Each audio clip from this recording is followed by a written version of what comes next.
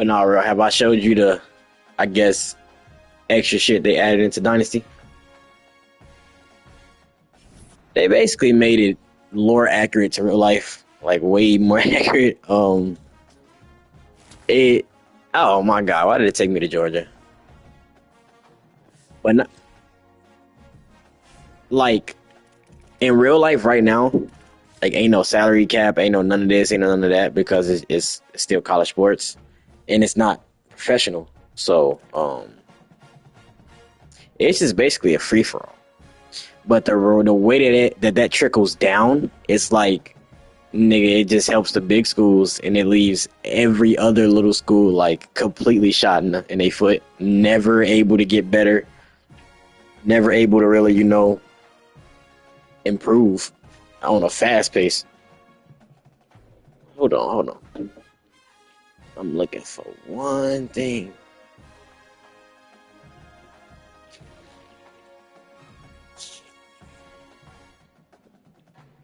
TCU undefeated. I'm about to say, I'm gonna walk to the screen real soon.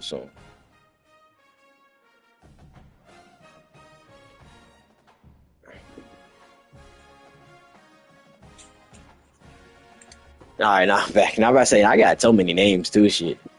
If now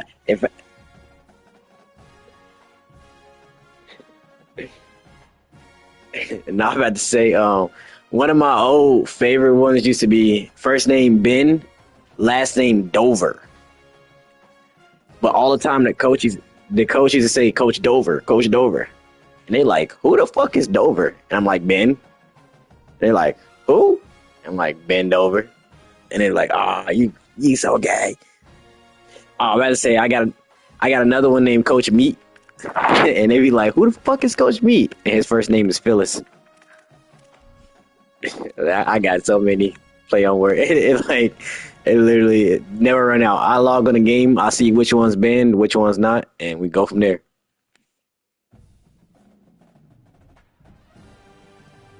Yeah, now sometimes the Kenya is not allowed on some games. I think Phyllis. I think honestly Phyllis is banned in Ultimate Team. Like I can go check real fast. But it's so dumb. It's like, they know that we know what it is.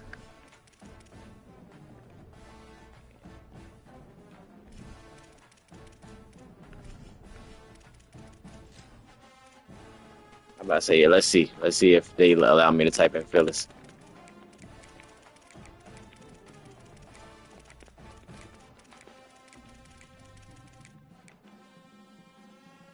Oh, never mind. College football is not banned this year. In the old Maddens, they did not let me type in Phyllis. I'm about to say, shit, it's not bad for like a day zero team. It's not bad at all for a day zero team, but for me to compete competitively, maybe I can compete, but yeah, they had 85s, 86s, and 87s right now. I'm only opening these little packs that's the free ones, basically.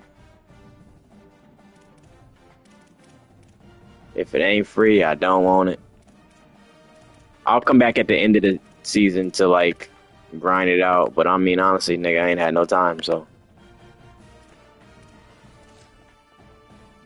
This pack is, I mean, you get a good chance at 82, but this is dog shit, nigga. I paid 65K for mostly golds. Who knows? I'll do the little $4 only because I'm bored, and I got it already up there.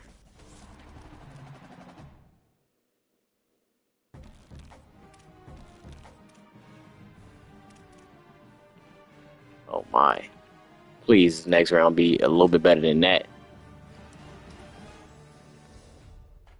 Oh my god.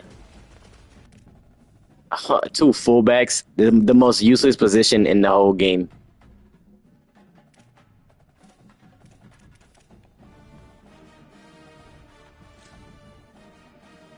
But I say, let's see how much he go for. 40K. I'd rather just take the 40K.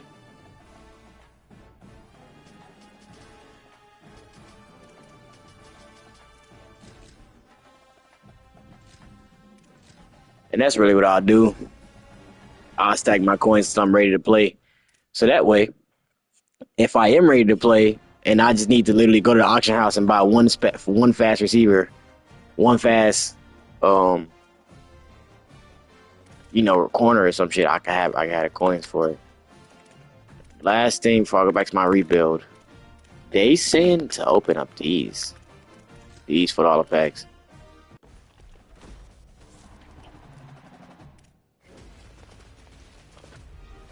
Yo, it's TCU rebuild time. Bro, I got 7 hours of footage already to clip, but it stops at like week 11. So I was seeing, should I just finish the season out? Do a whole season and then clip it all together, or should I just go crazy from there? Okay, so that is a bridge that I'm very confused on crossing. Um, a lot of the popular YouTubers like Bordeaux and like obviously MMG and all them, nigga, they putting up the whole hour, 30-minute, 2 hour footage, and no bullshit. I be watching them hoes. I watch them hoes go to sleep. Like I literally just put it on and just let the whole Hawaii rebuild play. And Bordeaux would do 2 hours every like week or something. He'd just drop a whole season of it. But my thing of it is that I don't have the fan base for that. And I don't know if I have the attention span to keep somebody's attention for a 30-minute video, like 40-minute video. So like, I kind of wanted to cut it up into like episodes, parts of the season.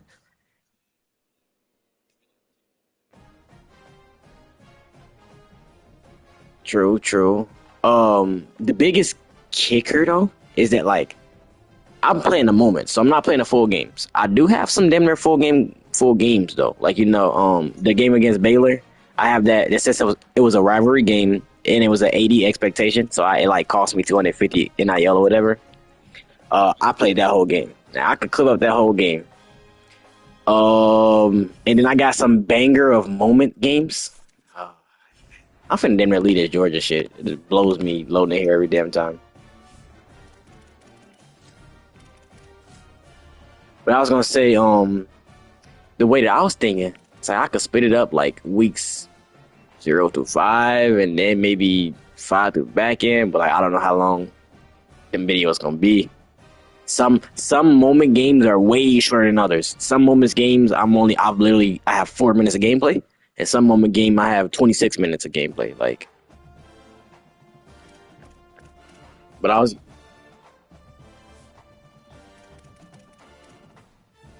Mhm.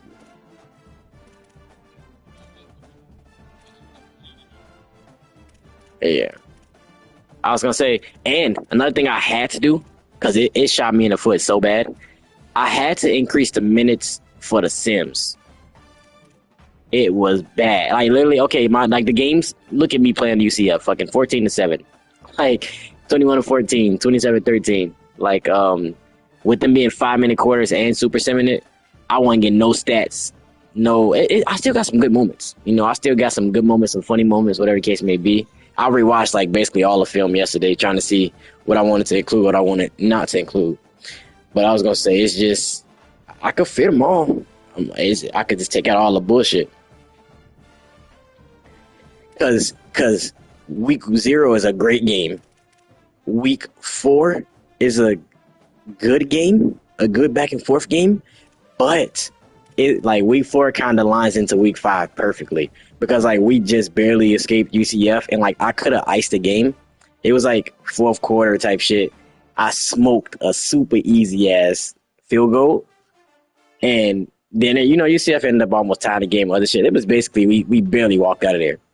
We going into there with our first like real challenge, and nigga, this bitch went down to the wire. This bitch is a good one. And it was like 4th and like 4 or something. I don't know the exact distance, but it was like 4th and 4, 35 yards out, and nigga, all I had to do was just kick a field goal or something to win. And I'm like, nah, not after what we just watched last game. After we watched last game, I smoked the field goal so bad. I'm like, fuck it, we gotta go for it. And then just balls on the line, get the bitch on the 4th down, then end up scoring on BYU with like 9 seconds left. Literally walked, barely skated out of there. Baylor looks closer than it needs to be. We won this game realistically like 38, like 24, but they end up scoring all in the fourth. West Virginia was easy. Kansas was easy. Arizona was a bit easy, but these last two, I got to play these in the playoffs. What I would have did so far is that if I was doing episodes,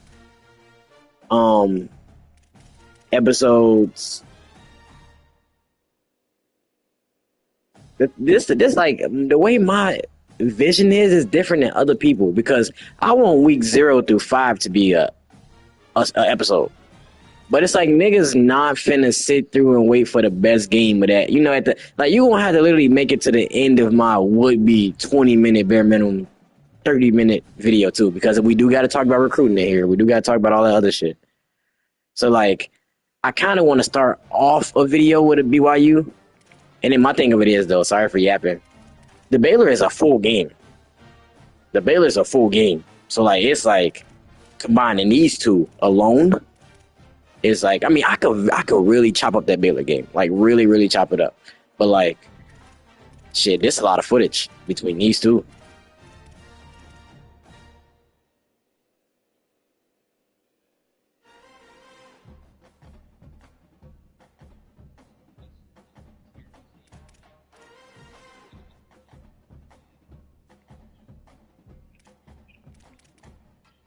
Yeah,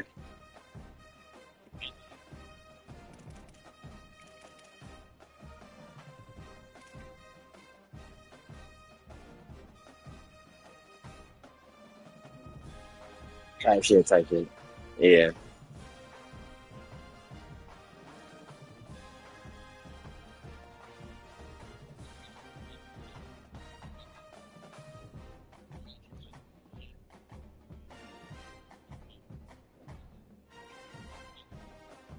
yeah, nah, for sure, for sure. And it's like I feel like realistically too, with me doing it all in like one take, because like I did week 0 to maybe 8 in like one take. So it's pure just 7 hours. Um, it won't be. It don't seem like it'll be that bad to like get through it and do what I want to do. But like, my thing of it is the voiceover. Like, I didn't go into it with 7 hours of one taking audio. You know what I mean? Um,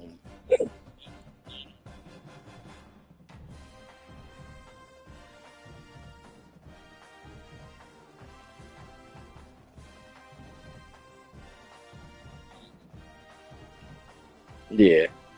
What I was gonna do too, I might voice over, but I might literally like tell people, hey, listen to this, like the raw audio of it, because it's sometimes like I throw a stupid ass pick, and I'm like, oh, my quarterback fucking suck. Like I was raging, and I'm probably gonna pause the video and be like, the quarterback don't suck. It was me that threw the pick. Like, there's one clip I thought I was gonna make. Another one? Oh, bro, let me show y'all this dude, bro. Me, Lil, and Navi have seen this one dude, bro. This shit had me dying. You gotta say his first letter and then his last name. You know, the first initial and his last name fast. What they say?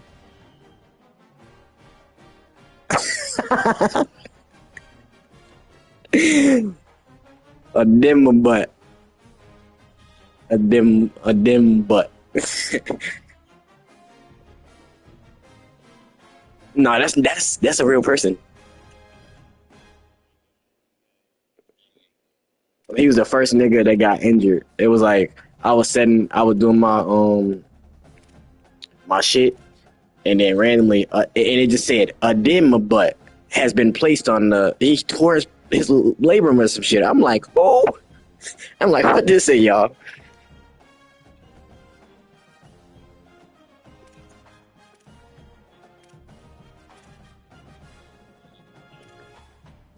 Yeah, yeah. Now I'm about to say, definitely want to see how the end of the season gonna be. Um, the recruits, I can show you the recruits because you was at least there in the beginning. All right, bro, I've been yapping about my plan, but here's what I mean about it got changed. Hey, did you know that when we went there, we were saying like kiss me and all that. The locals basically said we could tell y'all ain't from Florida. Um, it's pronounced Kissimmee. I know. Me and Navi was like, damn, we would have never understood. But all right, real. That bullshit is basically it's NIL. It's kind of equivalent to real life money. Um, every school, literally, you got a certain budget. Some schools got a lot more than others. Some schools got shit. You know what I mean? Like, if I showed you Purdue, like right now, I got 3,000 left over, real. And I've sent like look at all the players I've offered blue shit to. Like, there's like 2 mil, 1.6 mil, 1.2 mil, something like that. Whatever you want to translate it to, but like I still got 3,000 left over. But sending that shit out. Nigga at a school like Purdue, Purdue's a basketball school, they're not a football school. But Purdue's football fucking team has like 1,000 NIL to work with. And one five star want like 200 bare minimum. So like if you only got 1,000, and let's just say we only go for 4 stars. We say fuck a 5 star. But if you only go for 4 stars, nigga, that's 10 4 stars flat at 100 each. But the thing that do not mean you're gonna get them, because what if other school offers him 105, 110? What you think he finna do? Hell no. But yeah, with the bro, it's damn near cheating, nigga. Like Georgia, literally, whatever you can offer a player, I promise you, Georgia can offer them double. Like, it's so fucked up, but it's so realistic too. Yeah, I want to see one of our 16 men friend dynasties. Not like D butts. Oh yeah, not gonna lie. I didn't. This nigga didn't like me at first. I found out he was a bust, and he won 95 NIL to start, but I offered that nigga like 40 or 50, and he's never got out the gutter with me. I think I started off just so I lowballed him so bad. He's never in his life tried to. Okay, one thing about the NIL before I get off of this tangent. What y'all see now is what you offer these players at 18 years old. So this nigga signed for what is basically equivalent to a $1.7 million contract, or 170K, whatever number you want to put on it. But still, we just don't do millions because it's easier. He signs for 1.7 million at 18 years old. What the fuck do you think he's finna ask for when he turns 20? You're no bullshit. He will. No bullshit. Like if he gets too good, he's literally gonna ask for a price that's outside of your range. Like nigga, you gonna be at a school like Purdue and you gonna work their quarterback up and make him a 90 overall.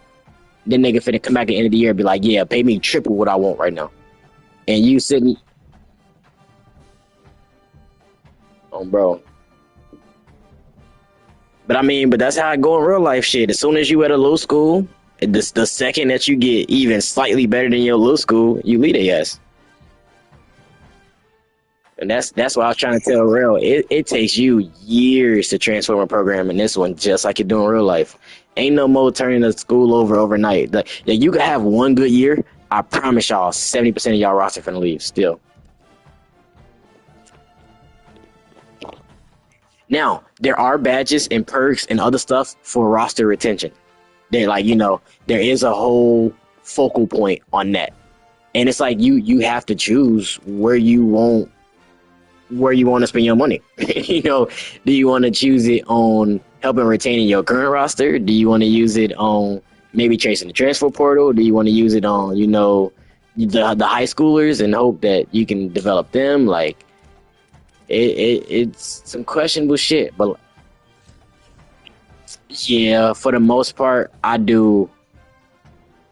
It all depends on what teams. I only did like 3 or 4 teams so far, and I ain't really got that far in the like transfer portals and stuff. For Georgia, I had so much money that and we going slow in that league. So I ain't faced that problem in Georgia. I offer any recruit whatever they want, nigga, and more. Like, I dare never be doubling that shit for Georgia, and I still got 6K left over or something. But um, I think when I get to this level, I'm gonna have to definitely reevaluate. Like my running back, Jeremy Payne, I'm either gonna have to recruit a whole bunch of running backs or offer him a bag. Like right now, you can kind of predict what's gonna go on. Like all year he been blue. He been like, nah, my deal breaker is y'all gotta be a championship contender. And nigga, we've been like 6-0. We finally made it to like the number 4 team in the nation, and he's like, all right, I'm fine. Literally, we have a B plus and we're 9-0. Number 4. He didn't have this shit before. He was still like a B or something. But my thing of it is, I think he gonna want maybe 150, 175 by the end of this year. I can afford it. That's why I'm trying to still keep some NIL. I ain't trying to just blow the bag on high schoolers because we still got to retain the roster. We still got to. Oh, nigga, my offensive coordinator and defensive coordinator contract over at the end of this year. Like it's a lot. It's a lot more that you got to worry about instead of just. You better balance that money. Bro, you got to go slower and balance that money. And the thing is that like I'm showing y'all this with TCU, so I still have money left over, and y'all not really seeing the full. You know what I mean? Like, stress. We go to a smaller school, and it's going to be a lot. Like, you literally got to be a lot more methodical about who even gets to offer. Because you can't send the offer unless you tie money to it now. Like, this dude. I could send the house, I could do whatever, but I don't got no offer on him. And I don't even have the hours to send the offer. Rayshawn. Motherfucking Tyree. Oh, I said, here go that tight end, though. W.com, yeah. And here go Daryl.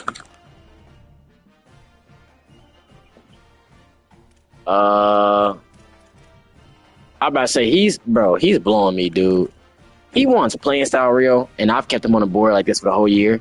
And it's like, I mean, I kind of shot myself in the foot because we weren't getting many yards. It was only on 5-minute quarters. But, like, he want to keep coming, but he don't want to lead. You know? Why the fuck he not coming fast? I'm about to say, this nigga, too, he's like, it's a 93 overall, yeah. This a receiver who I just like the build of his player. 6'1", 200, 75, 78, 79 route running, which is good with me. Shit, it's going to only get better from there. With an 80 release, every other stat above 70 besides awareness, more than great with me. And my playing style for him is F. Like, if I could, I would 100% try to sway him to like another thing, but I can't even talk to him. He like my NIL offer and all that other shit. I'm above LSU, but I just can't. I got them too, but I lost a lot of my other gyms. Ain't gonna lie. Either I lost them to another school, or they just weren't interested in me no more.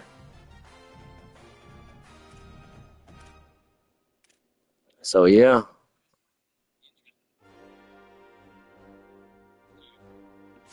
yeah, not for sure. Oh, and niggas could decommit, niggas could steal commits, niggas could do all that. Like you see how this shit say he has been hard committed to TCU. Sometimes they only go verbal. That nigga verbal commit to you for 4 weeks, and you come back week 9, and they like, all right, he's hard committed to Oklahoma. What the fuck? Do you know what city TCU in? Is it Dallas? I'm gonna go to look at my school.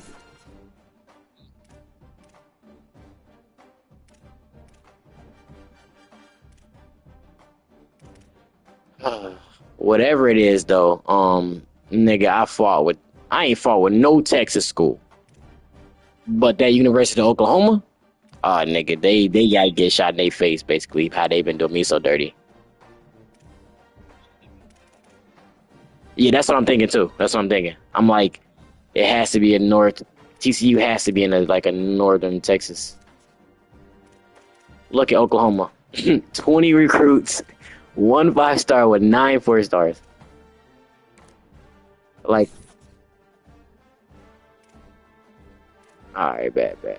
But yeah, Caps I was trying to get, Lemon I was trying to get. It's like an 89 speed DN. But I mean, I think they outpaid him. They gave this nigga 200. I don't even think I gave him 200.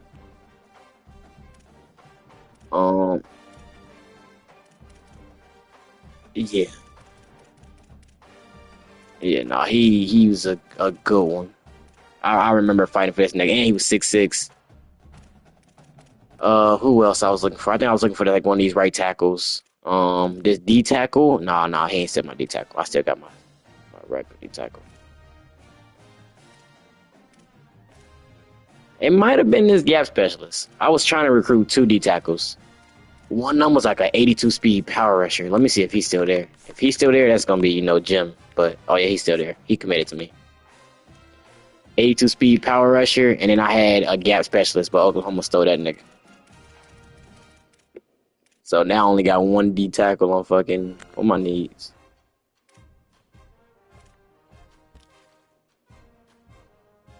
Alright, I don't need none for real, but still. Alright, bet. Oh yeah, I ain't gonna lie to it. Every quarterback I wanted, every quarterback lost that. I'm just gonna have to get a quarterback out the portal. And just pray that I can actually get a quarterback out the portal. Because if we don't, we fucked.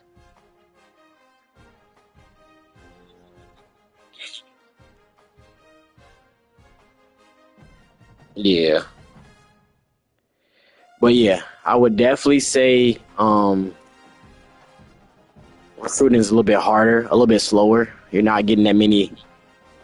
I mean, also too, we were tweaking. We had like elite level coaches, and we were signing recruits by fucking week 2. But it's definitely a little bit slower.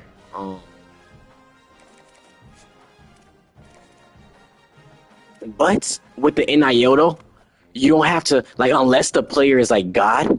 You don't have to look at my boards. I'm not fighting with a lot of people.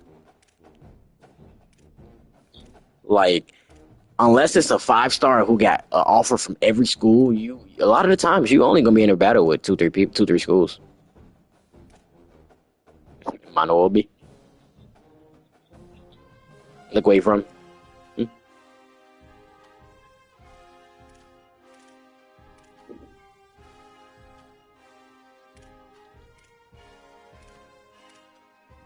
Wang swang.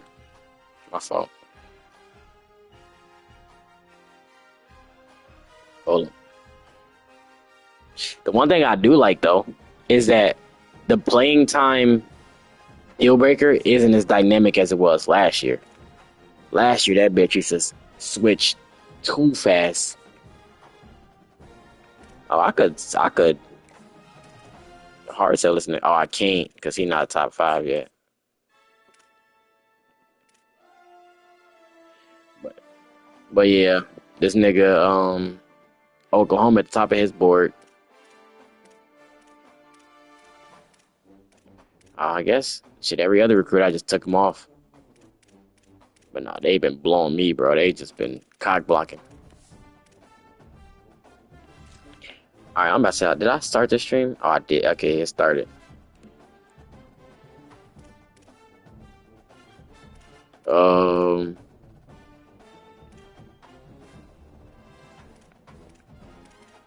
I've been trying to do this too. Come back to my board and look at the CFP. I'm gonna then roll this. I got it broken down already, but I'm gonna roll this wood and then play the last moments.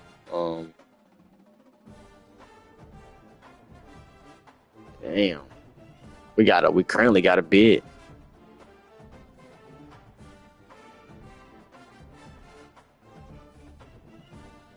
Now I don't know if it's just me or maybe it's the app session, but I do not agree with the fucking current damn the way the whole college football playoffs and all the other shit set up. Like them niggas gonna say some like no matter what Notre Dame gets a spot. What the fuck? Yep. Yeah, they said if Notre Dame is ever like top 15 and they have a chance to get in, they're like guaranteed to get in. Like almost no matter what. which I think is so retarded. And then, did you see what Coach Sarkinson or whatever was saying for Texas? He basically said, if we don't play Ohio State and we play like Jones Junior High or something like that in a non-conference, then they're a playoff team type shit, and then they're competing for the championship. But the comments is baking them. The comments is like, yeah, yeah, nigga, you beat Kentucky by like a field goal, and you barely made out anywhere else. But I mean, other than that, like his law, I don't know. I think Texas had 4 losses or 3, but they losses were to Ohio State, Georgia, and Florida. Like, I mean, I get it that they were a 3-loss team, and those other schools they were like 2 losses. But damn, that dude hurt. I just think them there for football, 12 too many. But maybe that's just me. Cause how many is in the NFL shit?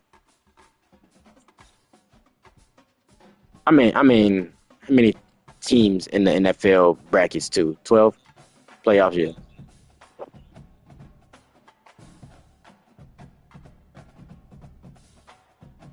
Yeah, a bye with three first round games apiece.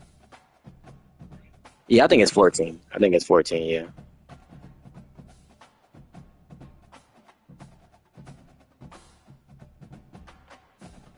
I don't know. I feel like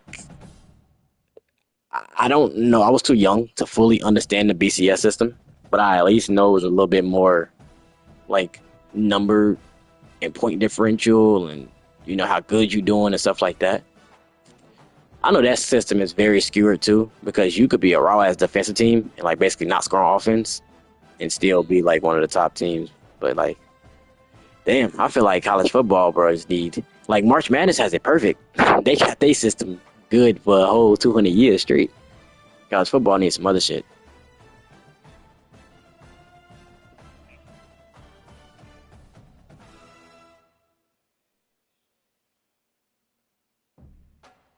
But no, I mean, last thing I'll say about coaches is that I agree with Coach Saban a little bit. He basically said the Big Ten feeling themselves because they done won a little bit.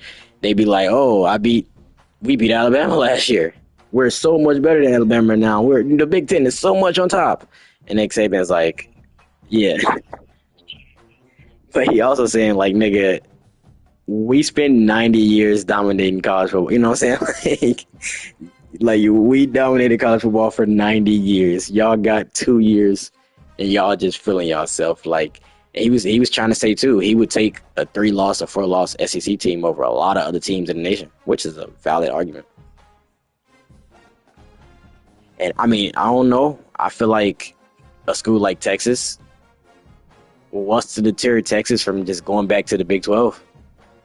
Like, I mean, maybe money and shit like that, but there will be no point. And y'all just got to the SEC, but there's no point in staying if they finna be evaluating y'all games like this.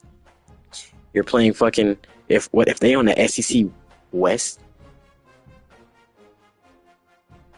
Is that the Alabama LSU side?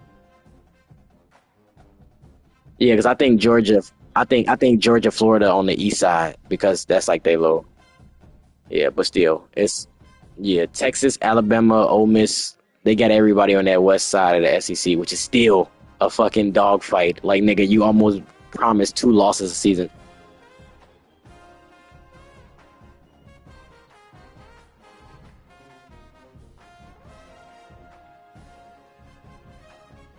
But bro, I used to pray for times like this. Do you see how underrated I was, dude? I'm fucking 9-0 and had to scrape my way to the number 4 seed. They were being so racist. Fucking Vanderbilt, bro. Bro, that's what I seen that first. That's the first anomaly. But Colorado 7-2. Mm. Hey, what is going on in the ACC? What is going on in the ACC? Nigga, they got Louisville, Clemson, Miami, SMU, and Duke, all in in Pittsburgh. How do y'all have 6 teams in the top 25? Like, who did the SEC play, the ACC play?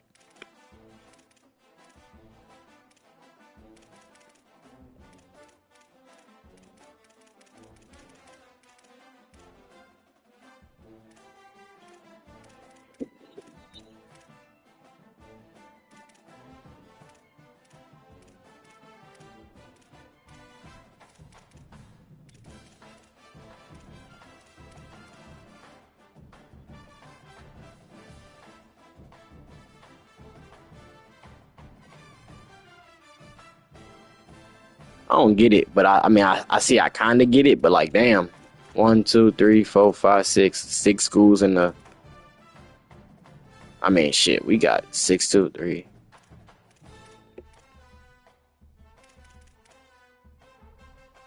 Purdue is 5-1 in conference play. What? Well, Ohio State being 4-2 in conference play. Oh,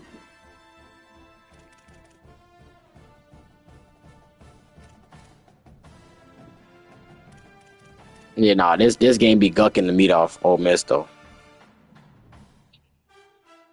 No meat left.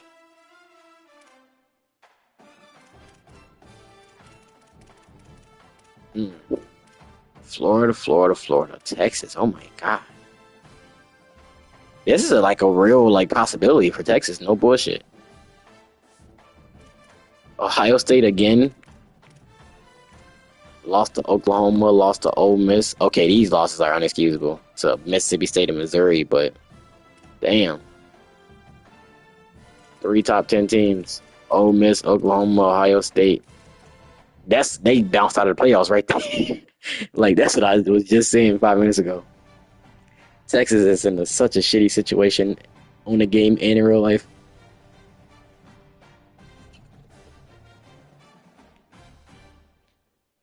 Purdue finna go to the Big East. Hmm.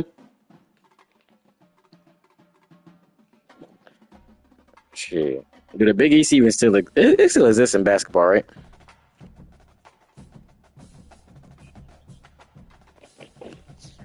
I don't think so. I don't think the football. I don't even think half them schools got football teams because any teams in the Big East that I know are like Seton Hall, St. John's, UConn. I mean, UConn got who?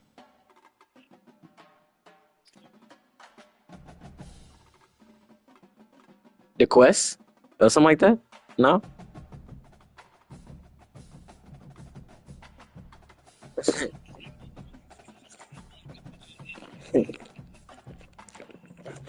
No, I think I kind of know what you're talking about, but I don't know where it's at.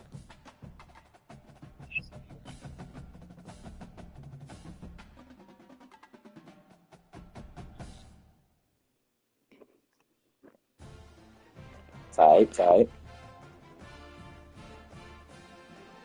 tight, tight.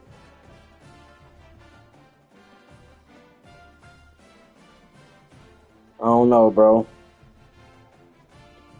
I feel like college football can be crazy as hell.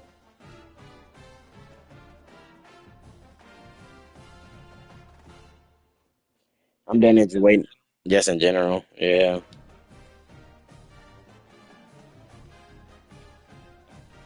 Then-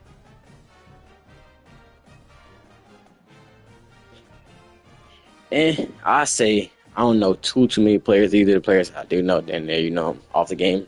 But I'm just ready to see week in week out football, shit. And then I just want to see what rules and shit they finna come up with it in real life. Because you also got half the coaches beefing with each other right now. Half the coaches hate. I said half the coaches beefing with each other. Half the coaches absolutely despise the NIL and the current landscape, and half the other coaches loving that shit.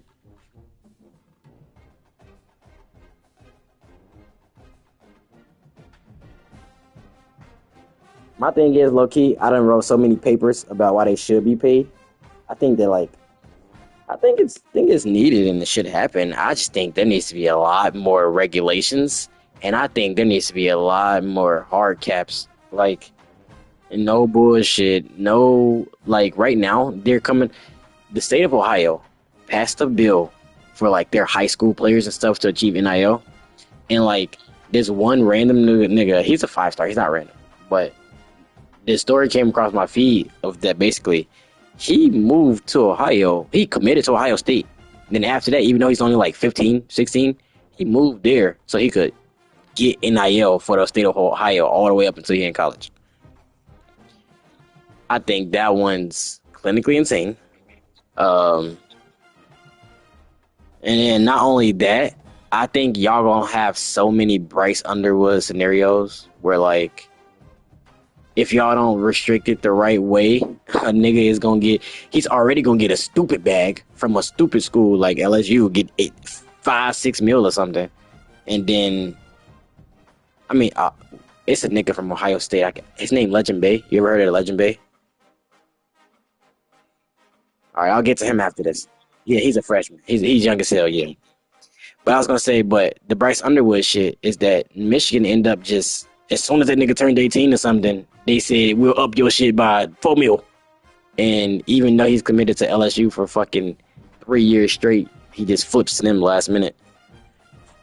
And it's like none to regulate that, which like cost so many motherfuckers in LSU. So that shit dinner cost Brian Kelly his job, if we be realistic. Like, I mean, I ain't saying it's direct correlation, but like damn near. Like if he brings in #1 player in the nation and at least gets to try to have a season or two under him, maybe they're more lenient. But shit, yo, recruiting class fall apart and y'all don't bring in nobody and y'all doing bad. Why keep you? But the thing about Legend Bay is that I think he's from Tennessee, and I think he could be from Tennessee or Ohio. This story is very loose, but it's close to the truth. He's from Tennessee. His mama and he loved the Tennessee Volunteers or whatever the case may be. But Tennessee was gonna offer him like 1 mil to be like a gadget, and Ohio State's like, oh, we'll offer you 1.6 to be, just strictly a slot receiver. And he like, well, I want to be a gadget. I want to have the ball in my hands. I want to play running back. I want to play receiver. I want to play this, to play that. So he was like, I'm gonna commit to Tennessee. But he's 17, and his mama sees the money, and she's like, no, the hell you're not. So she literally signs his letter of intent and forces him to go to Ohio State. No bullshit. That's like almost as close to verbatim as I can get. But that's literally a scenario where he couldn't even make his own decision because he wasn't legally allowed to. No bullshit.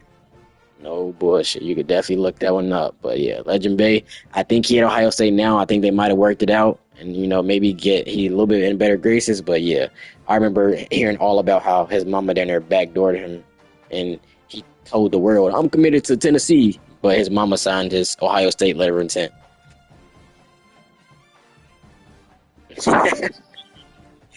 All because of the money, though. Literally. And like he was saying, Tennessee's a better fit. Nigga, why go to Ohio State when I got to share the ball with Bo Jackson, Jeremiah Smith, Chris Henry Jr., like all that shit. Yeah, I don't even think he's in the game, though. So I can't even show you him if I wanted to. The one thing that they did, though, this year is that the people that's not in the game, they made good mock-ups for them. So, like, I'm about to say, I need to find like a 5'9".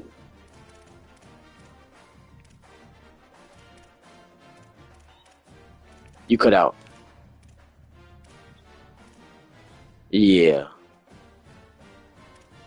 Or maybe I saw a video on this. I didn't see the thing, but I saw somebody had a six, like Chris Henry Jr. was supposed to be in here, and they put like a 6'5" freshman for him and gave him a random name. It could have been.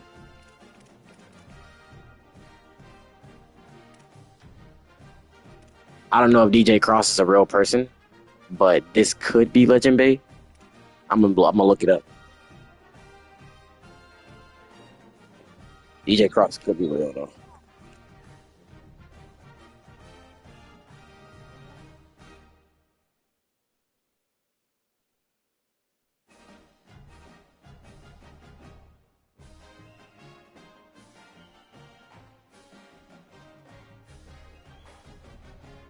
Yeah, there is no real. There is no. No, you good.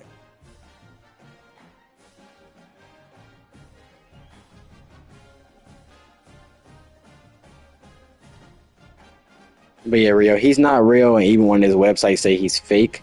But I think this is supposed to be the mock-up for Legend Bay. They couldn't put him in there, and he wasn't rocking with them. But still, 91 speed, 96 cell, 95 COD. Damn. But they say this nigga is absolutely he's Junkins 2.0 on the game. Yeah, that is crazy. Do you know this nigga real name? Nah, I mean his name still got Bo in it. I think Bo has better name. His first name is Lamar. No bullshit, no bullshit. This nigga name is Lamar Bo Jackson. But he said he didn't want to be known as. Yeah, he didn't want to be named as. Yeah, Bo Jackson sounded better at a running back.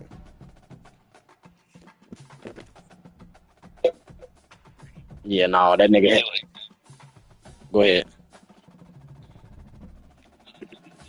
Oh, nah, it sounded like you said. It sounded like that one. And then I thought your mic just cut out, but no, he was gonna have a famous name no matter what.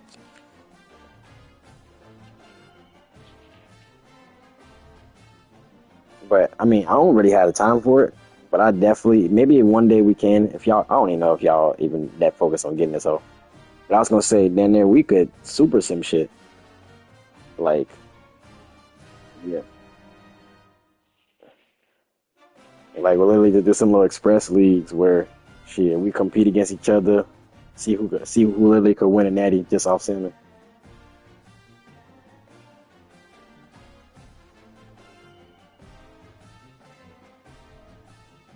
But I was bullshitting rolling, so I'm getting back to it.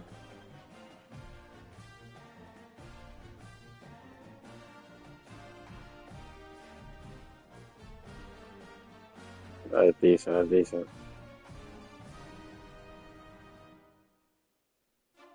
You went thrifting for him or something, or you just already had it?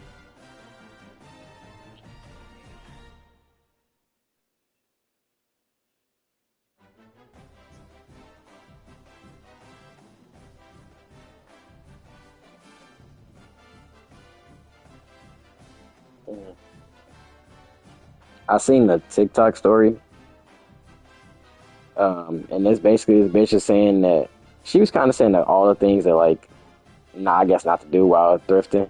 She got like something like caucus or some shit type of shit because she tried it on. She had some type of like kind of virus and trying shit on, but nah, that wasn't the kicker. But I was gonna say, but the kicker was the bitch had found a chrome heart tank top a long time ago.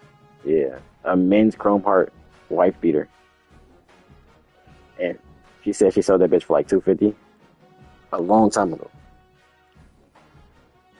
I mean, but now she said in hindsight, knowing what she knows, she wish she'd have kept the motherfucker or sold it on her own. But she sold it to like a random nigga for 250, and that nigga probably had to come up with his life.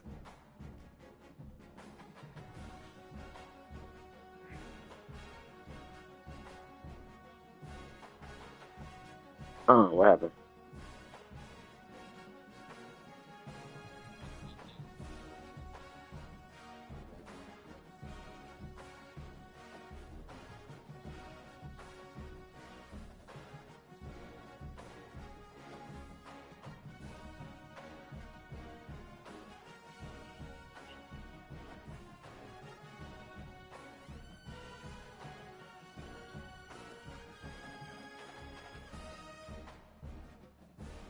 Hmm.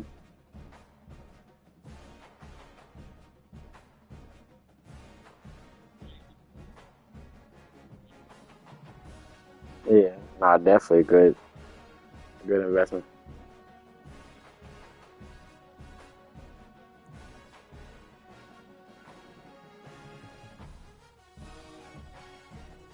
Bro, ain't gonna lie. I talked to your homies about the perfect real estate idea. Um,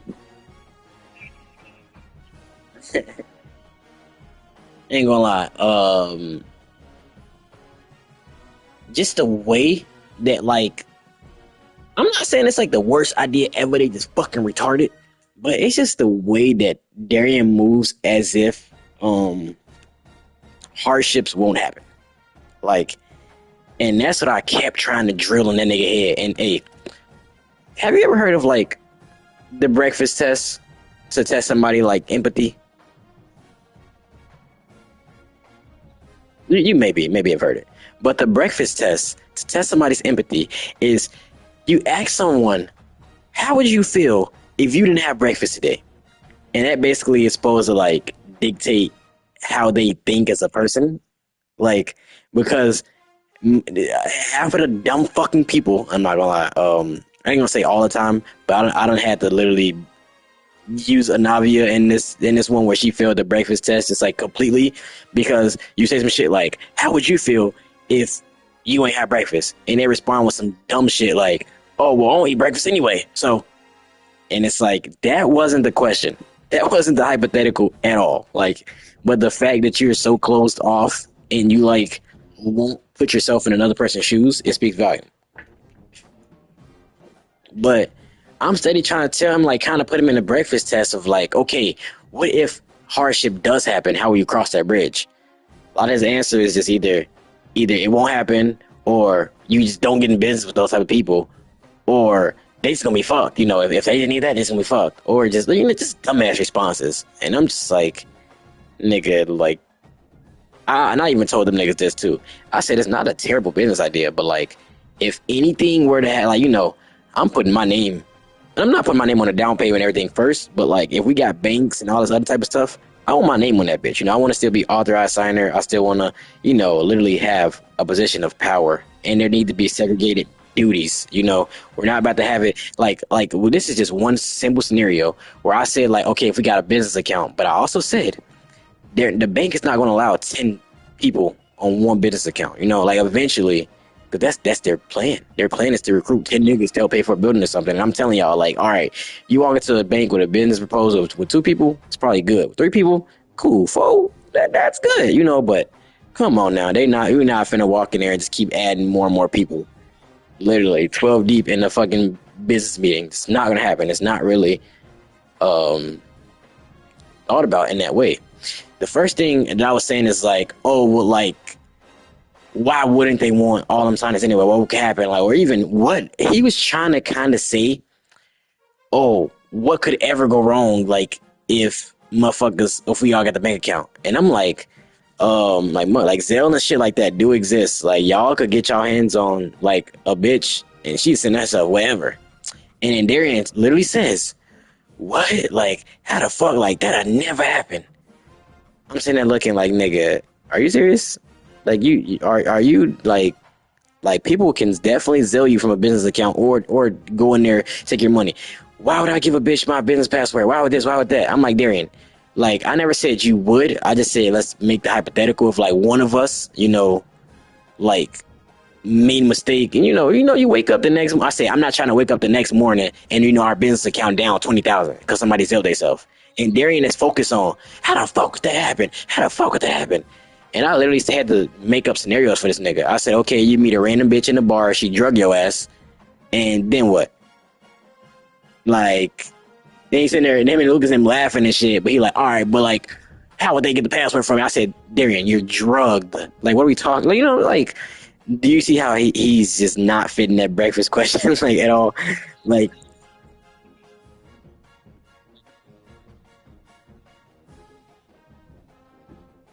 and I'm like, I kept trying to say, oh my god, another one was worse.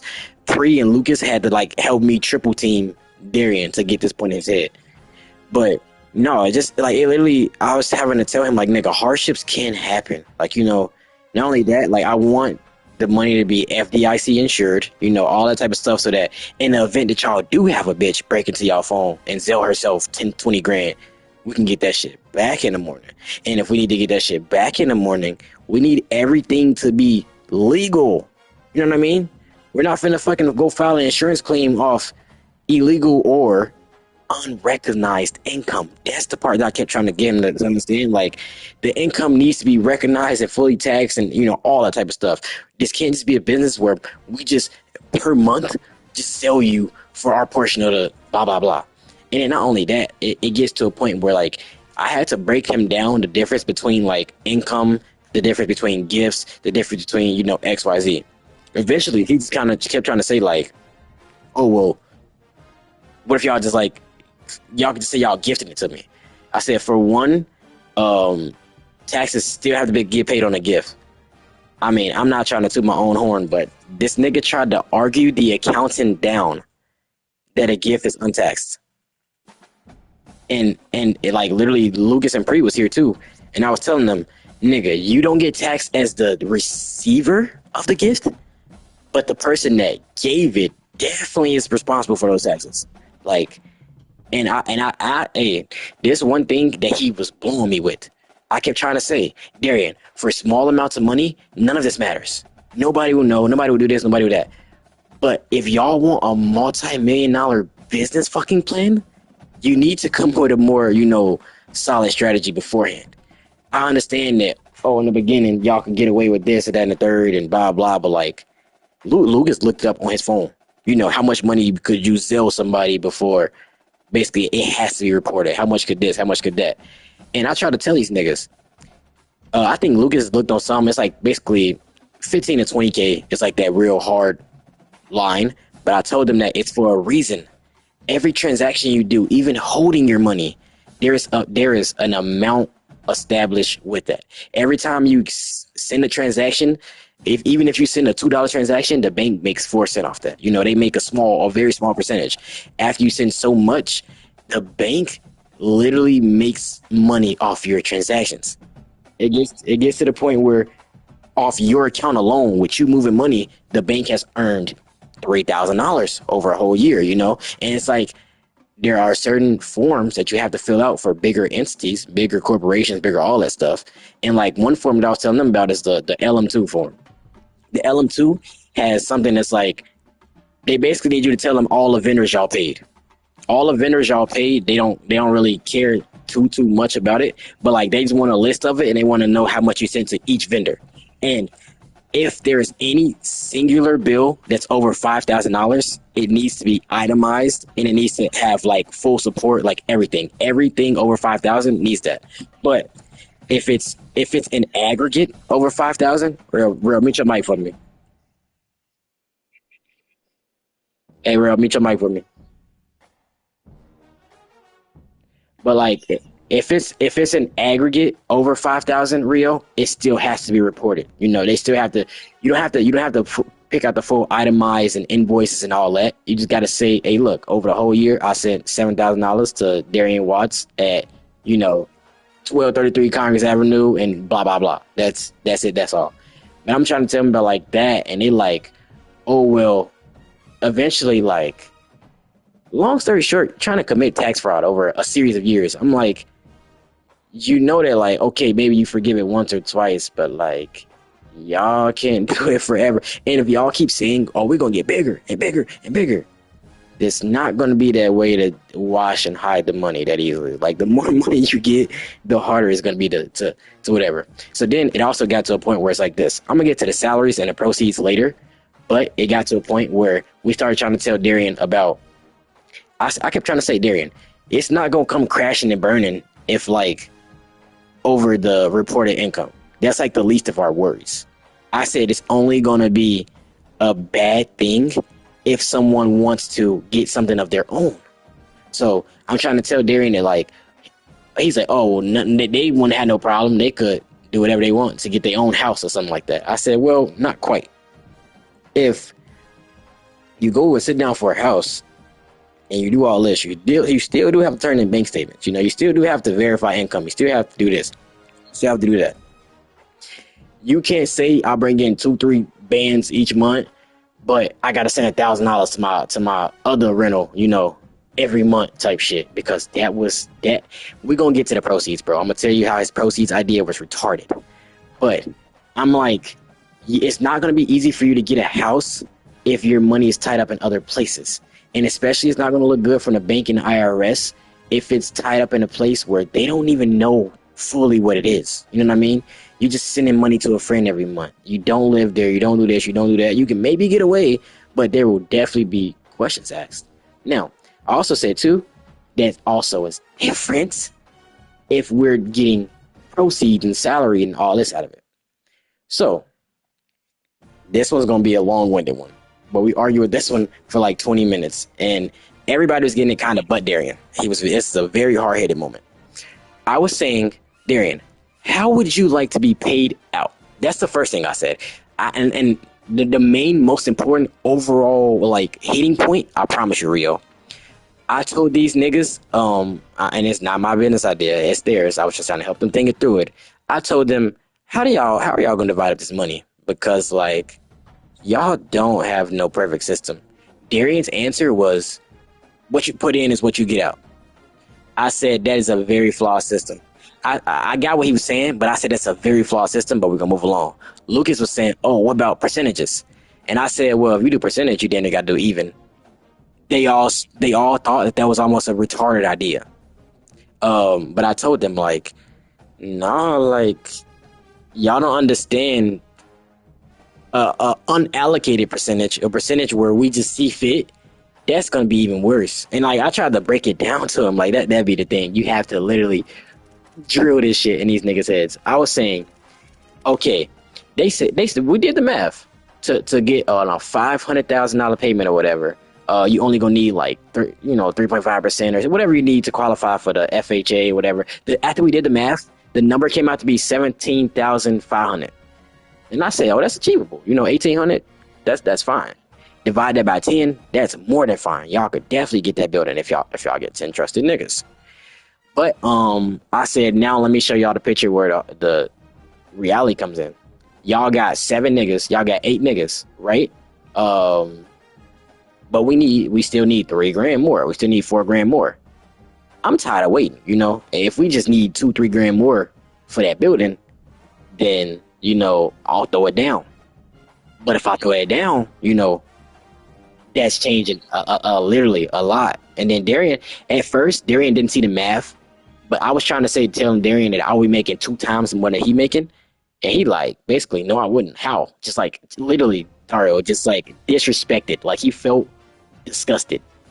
I literally had to break it down to him that, nigga, if you split 100 up by 10, we all get 10%. If I pay for 2 people, I'm claiming at 20 to 30, 20%. If I pay for 3 people, I'm claiming 30%, and y'all gonna have that. I'm gonna have this. And I didn't say it's gonna be me directly. I just said that's just an analogy.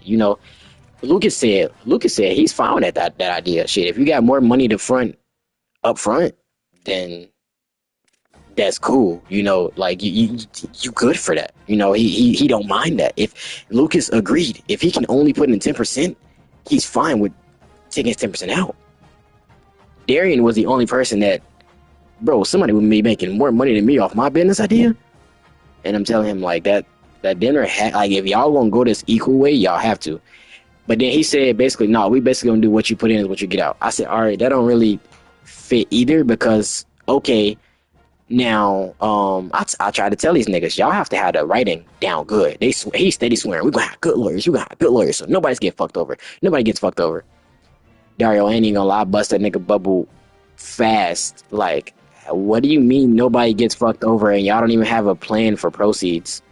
And he basically saying like, oh, like, what do you mean? I said, okay, another example. And Pre was funny. Pre was like, hey, this nigga got all the analogies in the world. Because I'm like, I'm trying to tell these niggas like, no, they was out here like 2 days ago. Like, they went to Michigan and came over. But I tell him, the example is like, okay, we all working together, we all put in our shit. Maybe we got 2 buildings, 3 buildings, right? We doing good and we got 3 buildings. And I told Darian, what are you gonna do if one person grinds out hard for like 3 to 4 years and he wants to leave? Darian's like kind of not getting it, kind of, like, like we'll figure it out then. And I'm trying to tell him that's not, nigga, what? Like, no, this shit needs to be thoroughly thought out now. And he's saying, like, we have lawyers for that. We have lawyers for that. We have lawyers to make sure nobody get fucked over. And I'm like, y'all need to think about this now. But Lucas is like, oh, that's easy. Like, what if we just, like, if somebody wants their share, you know, we just, like, sell a building or whatever. I said, yeah, that sounds good, but that is not great in hindsight. It's not great. Like, for one, I told Lucas the current state of this buyer's market is not friendly. If let's just say I invest $100,000 with them and I do good with them, go to work, you know, take care of my building, do all that every day. If my 3 years up and I want to get out, who has time to wait on y'all to sell that building? It's a chance that building will never sell for 10 to 15 years.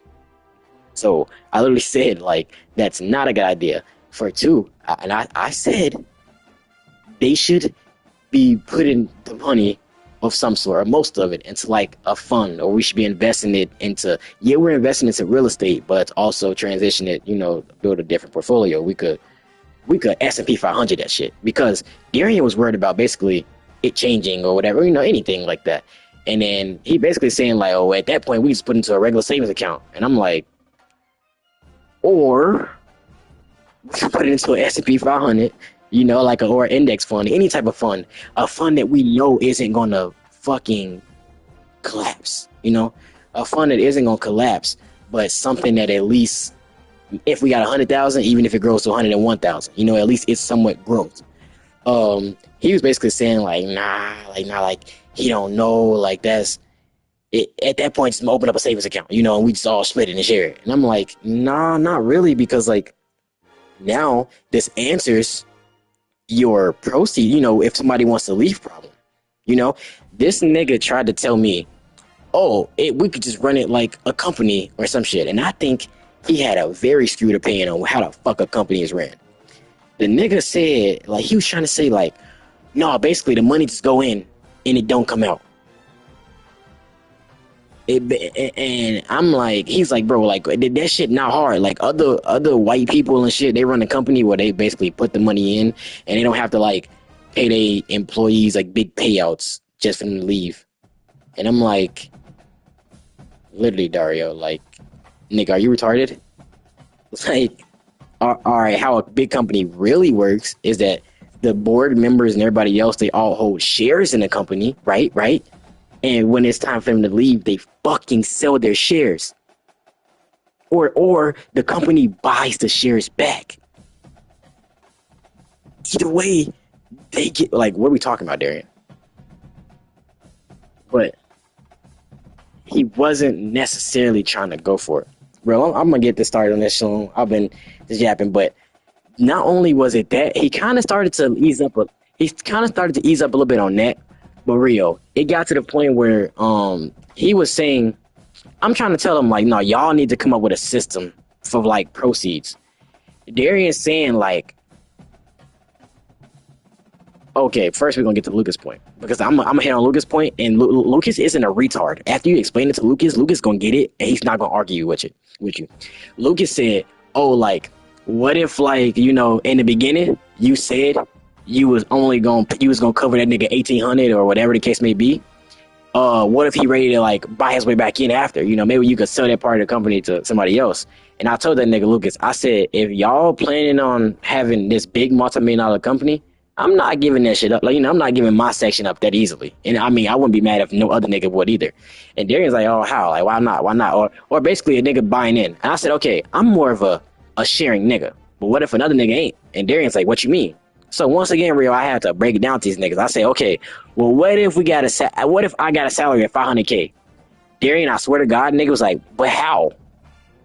And I'm like, but what if like I got a salary of like $500K? But how?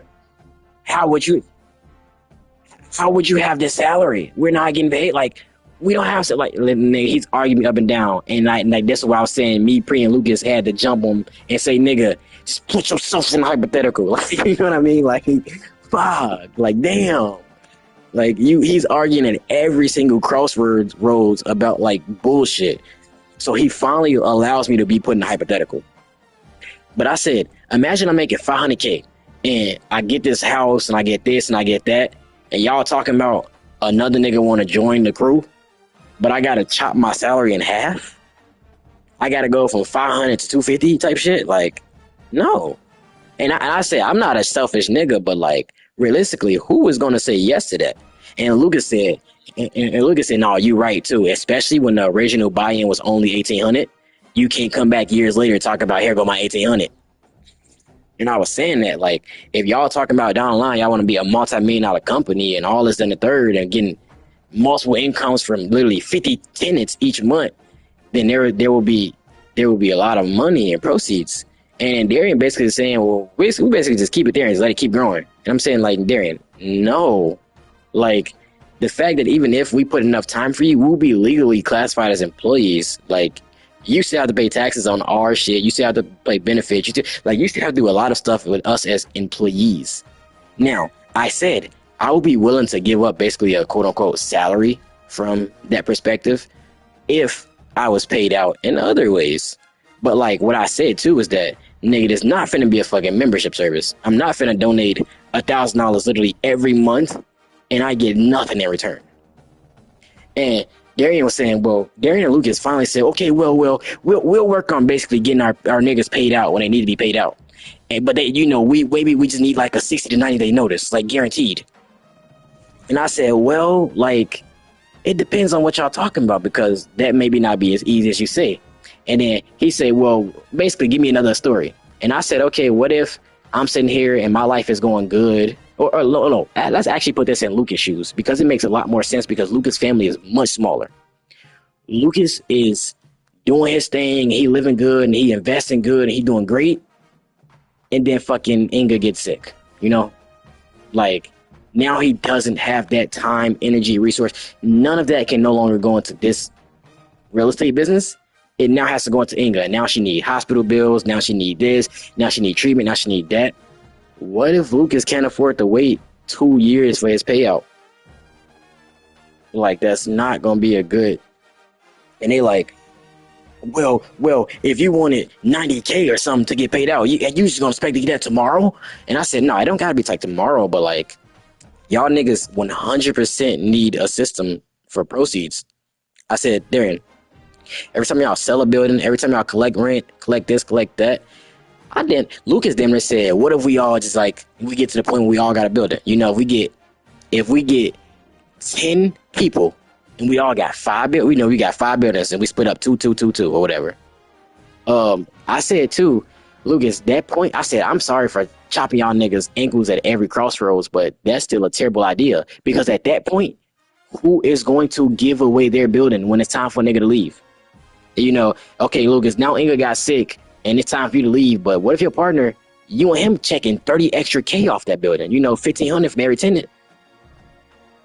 Who finna just say, oh yeah, you right, just get that building up?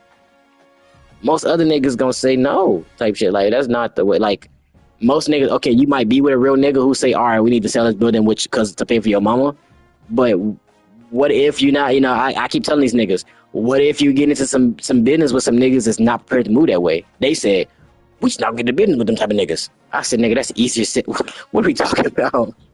Y'all saying this shit now while y'all broke. When we start getting hundreds and hundreds of millions and like all this other stuff that y'all are hypothetical and theorizing, nigga, who is finna like, yeah, I'm making 300,000 a year, but my homie basically want to just end this shit. So we just got to give it up. And then not only that, they said, well, if we sell that building, then basically you'll just like start eating into the other buildings or getting some of the percentages of the other building. We'll make sure you set straight. And I said, well, kind of you're going to be fucking over the other people. If one person making 100K each month, but now you bring in a whole another person who you got to split the income with. And that's what I literally said. I jokingly said with them. I said, if you making 100K a month and we trying to decide in a business meeting to give up your building, you gonna give up your building? You can give up your building? You can give up your building? Even Lucas, Pre, and Darian was all sitting there like, nah, there's a fair point. Like, everybody, that's going to be hard as hell to see who give up what to help this nigga pay out. Like, and then I said too, or you could pay the niggas out weekly and bi-weekly and don't have to worry about this shit. But Darian like, no, we don't. We need to be, he thinking we need to be getting somewhere before we get paid like that.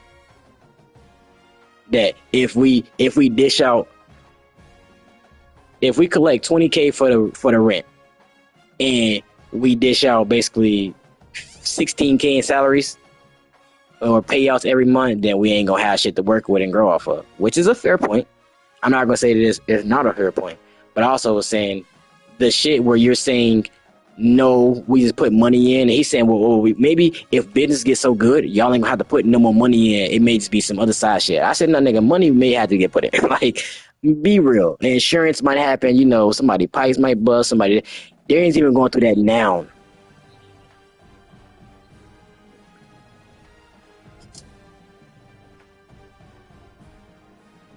Like, you're gonna have to repair shit. You're gonna have to do all this. Like, and I kept trying to tell him, like, y'all plan not stupid. It's a decent plan. It's just unpolished like a motherfucker. And he like, nah. We have like basically he's saying to our lawyers help take care of that.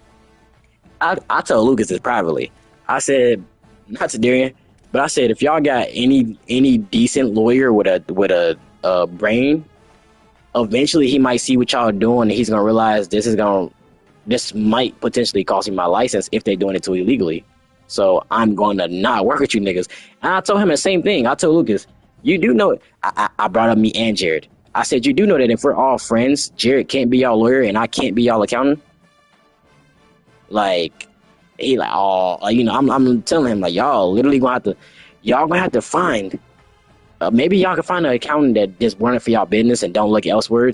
But if y'all go to that same accountant and he's licensed and shit and y'all trying to have him do y'all personal taxes, he's putting his license on the line, signing off on y'all tax fraud forms.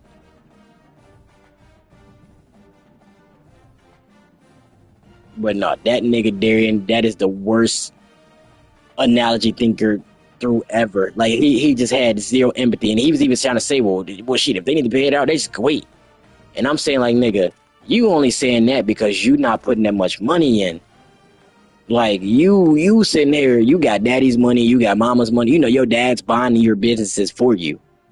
Your dad's supplying your shit for you. So, like, he talk about some, basically, well, who said this got to be your only job or something? You know, maybe like me, you could work 2 jobs. This be some side hustle or something, blah, blah. And I'm like, well, what if they get a building that requires more focus? Like, you know, it's a lot of stuff. You can't just, he's basically saying, yeah, but they'll figure it out. But we ain't got money to just donate around here, type shit. And I'm like, and that's exactly why I wouldn't just blindly hand your ass no money. That's exactly why, you know, before my name gets signed or any dollar amount gets put, I'm making sure everything's set up. I'm reading the entire contract and contract bargaining agreement, all that shit. Like, you're not, I refuse. Because he also was trying to go about it to say, like, we can have this shit set up. I said, nigga, you can have this shit set up and one lawsuit will come crash y'all whole fucking career. SOL. You don't put $600,000 into multiple buildings and the nigga came and took your whole empire overnight.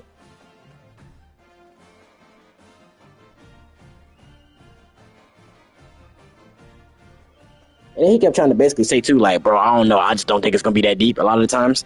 But I'm saying, like, no, like, nigga, these are like, y'all trying to go far. Like, y'all need to, like, that's y'all problem. Y'all can't see past tomorrow. Like, shit. The only good point they made is that, like, you need to be with trustworthy people that they do know life gonna happen. They want to kind of have some type of system that incentivizes you to do more than others, you know, whatever the case may be. And I was saying at that point, you might as well just get the fucking building on your own. Because then, too, what benefits are you going to get if all 7 buildings going to Darian name? You might get a better credit score or some shit, but, you know, you're not getting much of nothing. But there's nothing stopping him from just kicking you away whenever he feels the need to.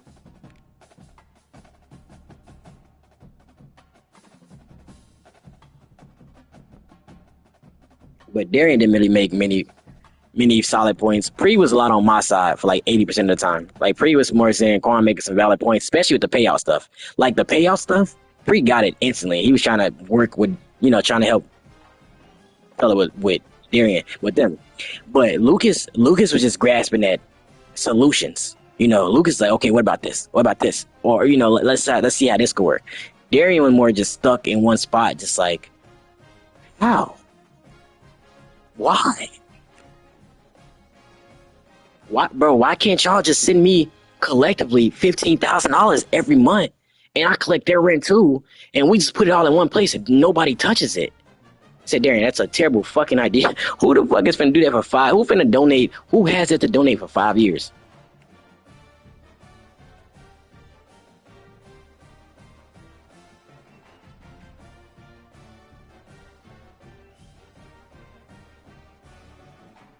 And that's what I said, nigga.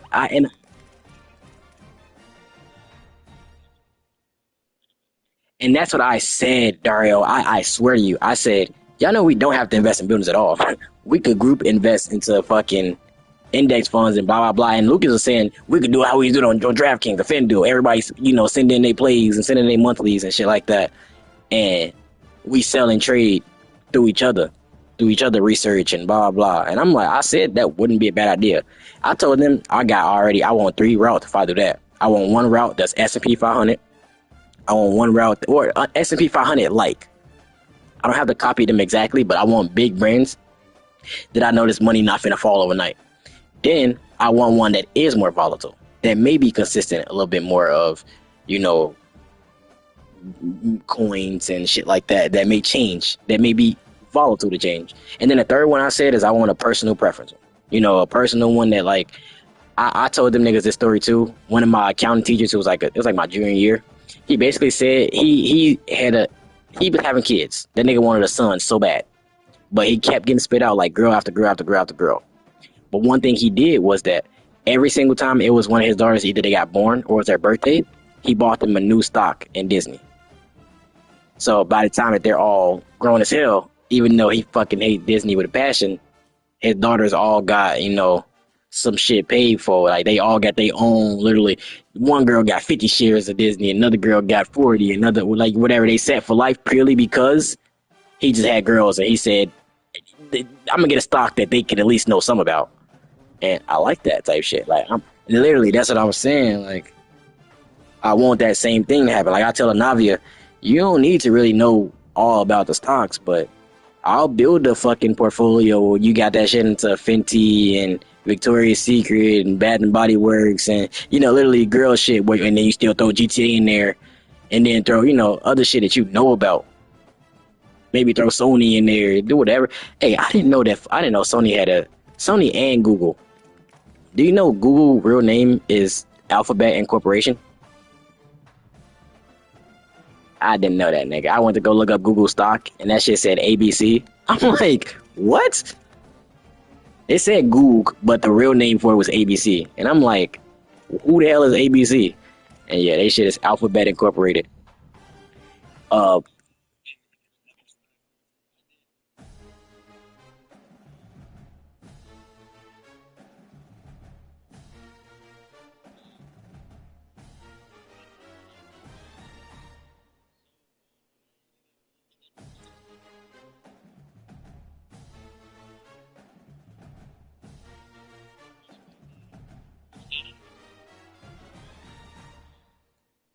I ain't know about penny stocks until I seen Wolf of Wall Street.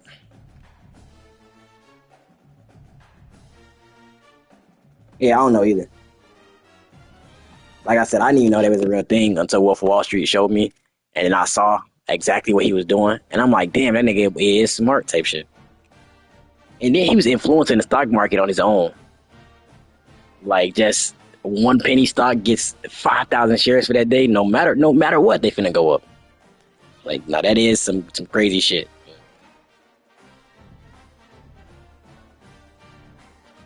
But no, I literally told them, bro, we could group invest. Like, and I nothing. The only advantage would be if we put our money together, pull it together, and the principal grows together. Instead of my 1,000 growing on its own and your 2,000 growing on its own, if we put it together and make 3,000, it could grow a little bit.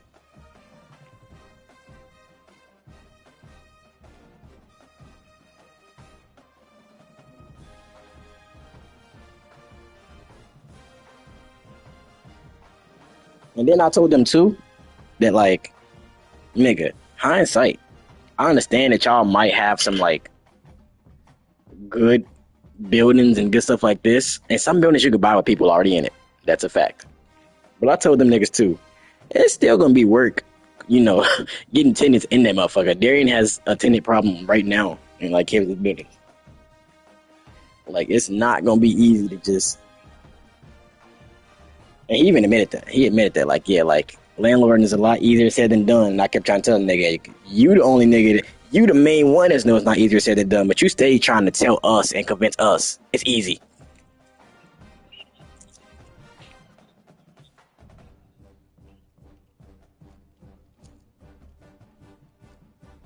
I think he's so tied into like daddy's money that like you gotta understand people just grew up differently. Like I don't know. Like I think simply he says, oh, it's easy to buy a building because purely he see his dad just do it. You know what I mean? My dad and his friend investors just, yeah, you're full fledged 35 a year CPA eligible dad with a salary of 2 to 300K. You know, I knew Darian them was well off when when the high school he went to. Like I think I seen in high school and I was like, oh yeah, nah, you from the deep, you know, the burbs where they got good money, Buffalo Grove and shit.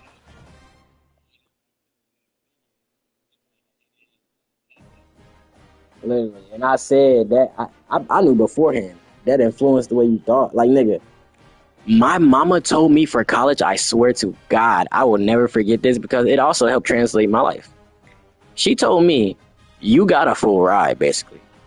That dorm is free. If you want to live outside of your norm, outside of your mean, then go ahead. But I'm not helping with a fucking dime. I got my own rent to take care of. So my freshman year at Purdue, even though you know Jared didn't come that first semester or whatever, but still, I was there by myself. I had to pay my own rent from 18 years old. Like that was one of the first lessons that I learned. Even though the rent was cheap, still it was no nigga. This is your monthly bill. You know, make this shit happen. Um, Aaron didn't have that. That nigga had a dad that said, I will buy you your own house and move you to another state for college. What are we talking about? I think he's just an accountant, not gonna lie. But probably a good reputable accountant, CPA, maybe got CPA. I don't know if I've even heard Darian say the word CPA because that's like big for an accountant. But I think he told me that just an accountant. But still, that's a different life for a lot of people.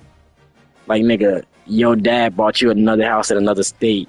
You didn't like he didn't buy you a dorm. He didn't buy you like a little apartment, little town. No, nigga, your full fledged own house.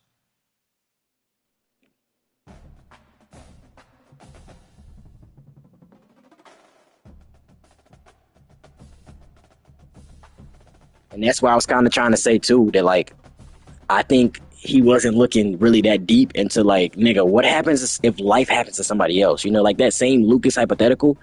Like nigga, there's a real chance something happened with Iga, and Lucas can't be focused on this shit. Like not everybody just got millions and millions saved up. Just like not everybody living the way y'all living. That's what I mean. Not y'all, but talking to him saying, you know, life happens for different people. You can never account for life happening, like never. And I remember repeating that shit. I'm sitting here trying to guess it and make analogies, but you'll never know what happens when it really happens. Like I said, a fucking pipe could bust and cost you 80,000 in damages. What if that happened at the same time?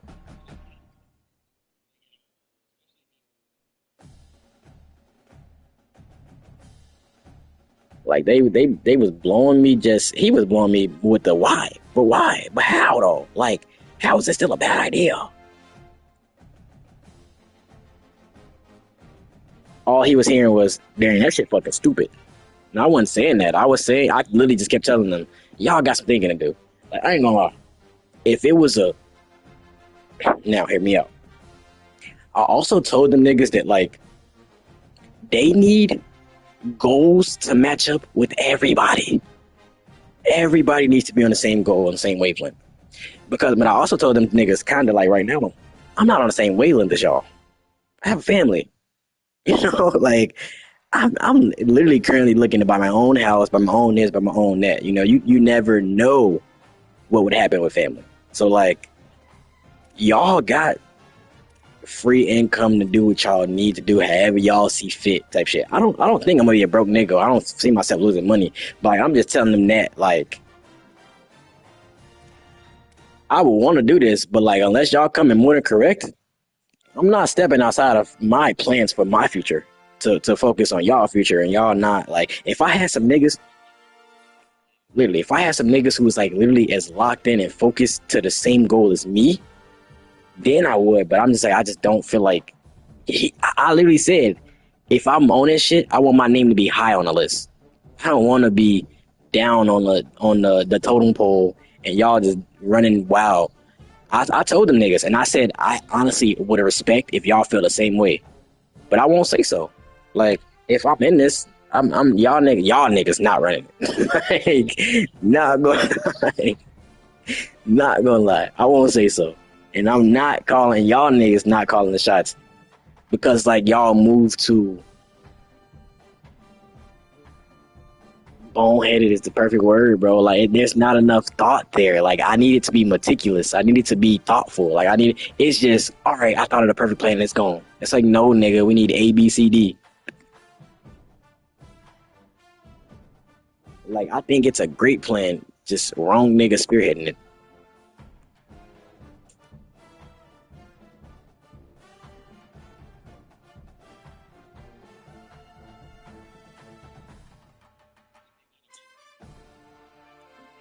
No, it was more of like a.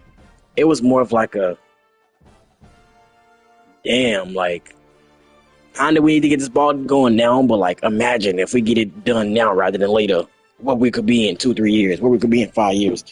Um, I kind of had to tell them about like the interest rates and stuff too. I told them that I kind of don't believe in it.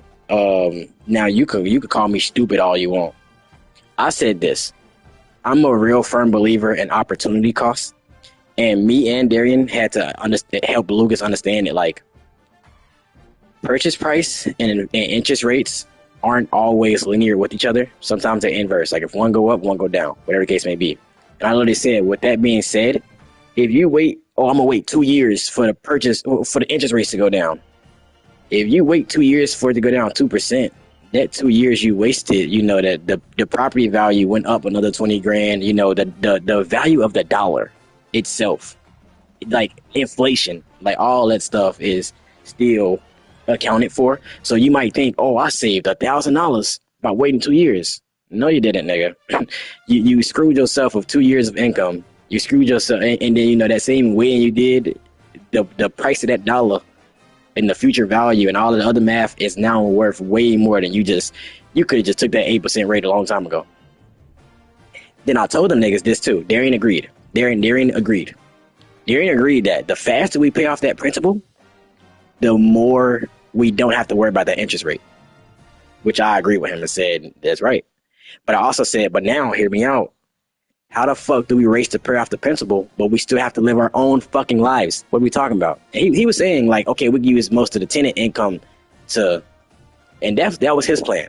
Use the tenant income and all that to pay off the principal, and then basically after all that, after the building's paid off, then we could worry about the other shit. And I'm like, yeah, that's speaking literally in like who's to say we can plan on 2 to 3 years of it being paid off and we could just wait, you know, just wait in limbo while we pay the building off one at a time. And I told them niggas, y'all don't understand that some leases are 38 years long. Like, what are we talking about?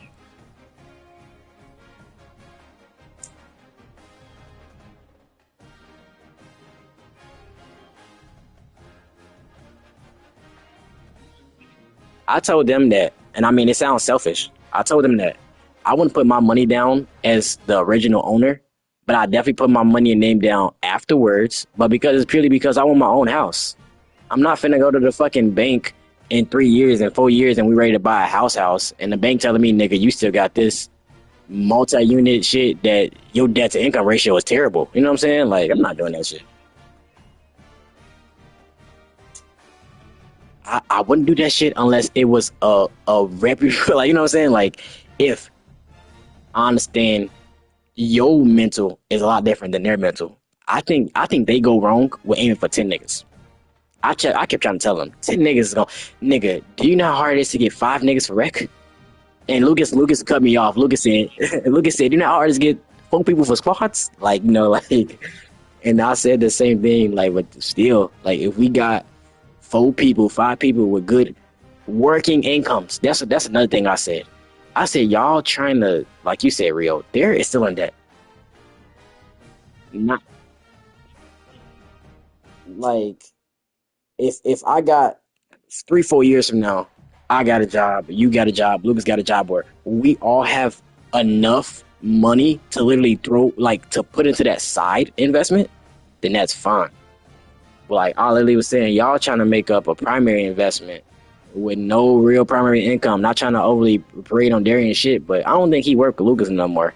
Lucas said he bartending and doing some other shit on the side, and still looking for a tenant for one of his buildings or something. Like, literally, Darian is struggling to pay off. He got maybe 2 buildings. He's tenantless in one of them, and he's having real tenant problems in the other. He has like a Mexican family who basically fucking his shit up, or they were supposed to move like 2 to 3 people in, but they did some Mexican family shit and got like 10 people in there, and they got a new problem like every other day. He probably do.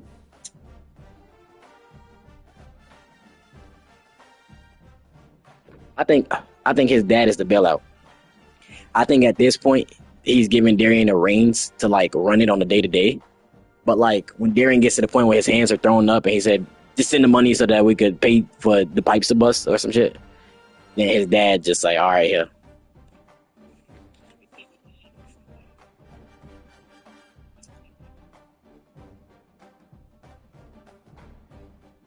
He's definitely not generating no revenue right now. And him and Lucas already said that. But that's his answer is that just keep more buildings and more tenants, and it will generate infinite revenue. What are we talking? Like, it was I'm like, Darian, what?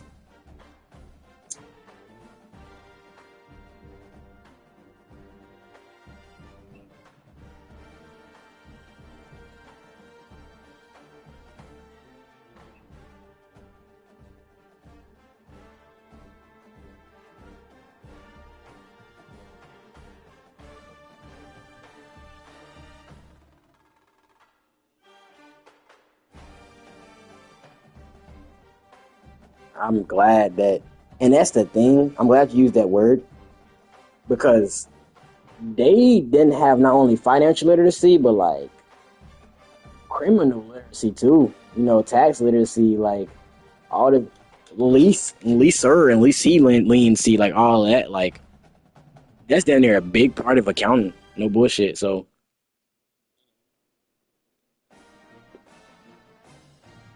I was trying to tell him like, y'all done still got a lot of learning to do, a lot of other shit to do, but they be convinced. Lucas knows. Lucas to be like, oh hell yeah, that's why we still playing it out now. Darian responds to be like, I already know it. All right, I ain't got no worries. Yeah, you don't have no worries, nigga, because it's not like you have too many fallbacks. He's not liable for none of that shit. Yeah,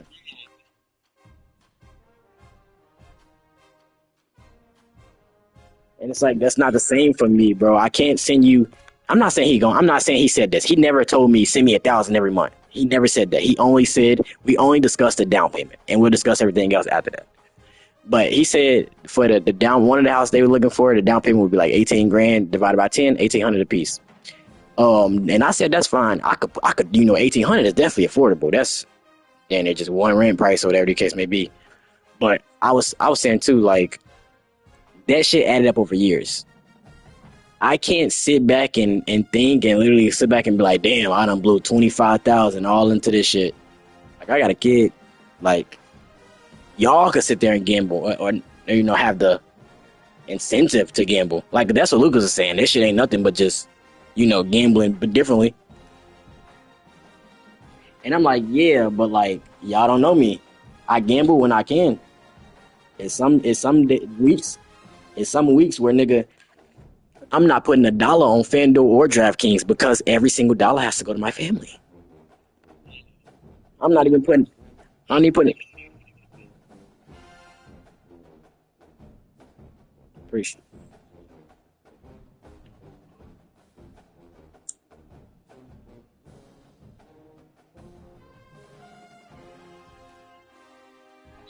But yeah, y'all niggas see full fledged too. It's sometimes I don't even have a minute to spend on the game because of my family. And it's like not trying to say it in a overly bad way, but like everybody's not on the same everybody's not on the same wavelength right now. And they trying to get everybody on the same wavelength, but I'm like, nigga, that's hard. I mean, like I just said, it's hard getting 5 people for a rec game. I would want to do it though, because nigga, if I could generate passive income, I would love it.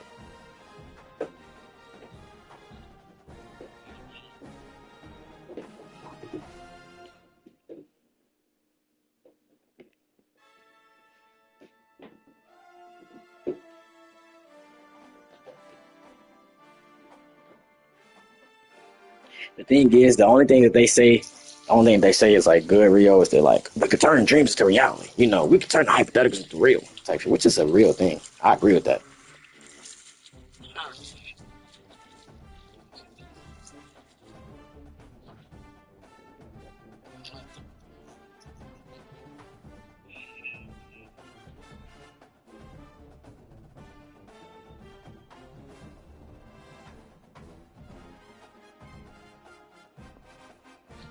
Yeah, they want to get rich quick.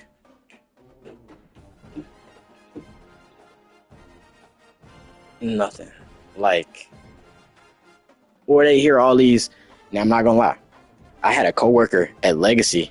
I still have a coworker at Legacy who told me this same exact thing. Like a very, very, very similar come up story. Um, he went to, I think he went to ISU. He went to ISU for like 4 or 5 years, whatever. He graduated ISU.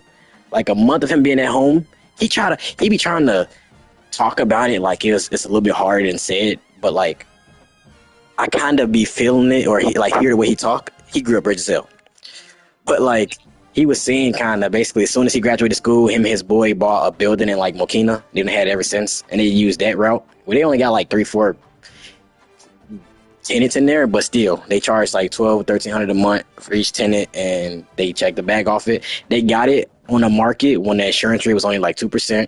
Insurance rate was 2%. The building was low cost. He basically said he stayed at home for like 3, 4 years, but rented that out, and then him and his buddy split the profits. Eventually, when he was ready, he went and got him and his girl a big house in Woodridge or whatever, and then he got CPA license and all that, and then now they trying on the kid. But like I say the things in his story that'd be like the things in his story that'd be like that made me know he was rich. Cause I'd be like, oh, like what you doing for like work, you know, in college and stuff. He'd be like, oh, I just saved up over time, and I'm like, what? Saving up over time is not just that easy. We say what, real?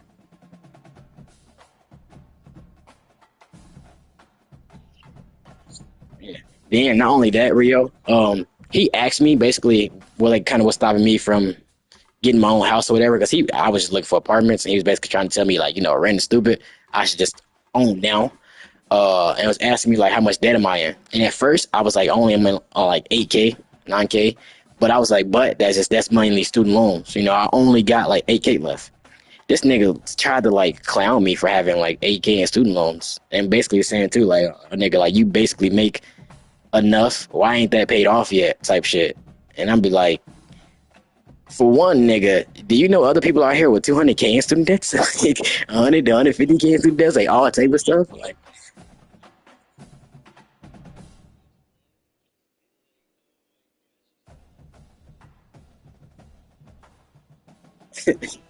no. But I was literally saying, I'm like, nigga, why am I getting laughed at for 8K when there's people out here with you nigga, 1 year at Purdue can make 5 times that. You know what I'm saying? Like 1 year at Purdue is 40 grand plus 10,000 in living expenses. So I was cool with graduating school with only 10K in debt. But I forgot to lay down that line. I forgot that my car is still roughly 30K. So all put together, it's like, 30, 35, whatever the case may be. But he was basically saying, get that paid off, get all that completely paid off, and then, you know, whatever, then I can start working towards some shit. But he was like basically kind of saying me traveling, me doing all this, wasting all the extra money, even shit an hour on TikTok. Um, it's all opportunity cost. That shit could have been going towards the principal of all of the payments that I got going on, and I could have chopped half of that shit off. And that's what I said too. That's what in my mind I'm like, yeah, nah, this nigga grew up rich as hell. Like you talking with a nigga that grew up disconnected from like hardships. The nigga said he got out of school and bought a building with his homie, and he didn't work a job in school. Like, how did that work?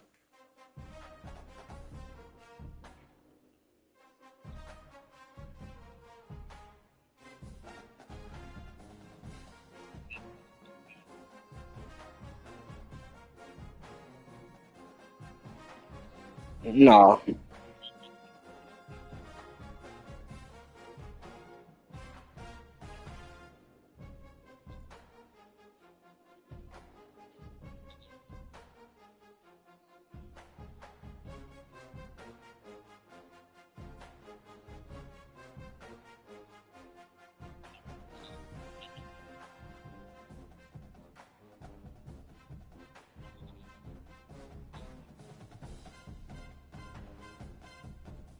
yeah, I feel you. I was gonna say, but y'all are all also in a family where it's all moving parts for a well-oiled machine. Like, if need be, all five, six, seven, eight people in the house getting up and are a vital component to making it still run. Like shit.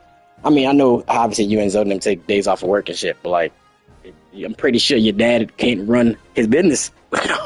You and Zoe for some of the days. So that's the part where I'm like, I understand from that point, and then I also understand too that like once you get it, it's about keeping up with it, and that's gonna be with anywhere. Like you gonna have to keep up with even if you got some regular shit, but y'all got a big family. Y'all gonna need stuff that's big enough to support everybody. But no, but still, like the main thing is that all y'all move, all y'all are willing. Like shit, half the time I was there, Dom was never there. Like or he was at work, literally getting in from work. Shit, Zoe's been a kid, so I ain't never really like said like, oh, so lazy, he don't do nothing. That don't happen. Zoe was at work with me to have times if I was there for a little bit.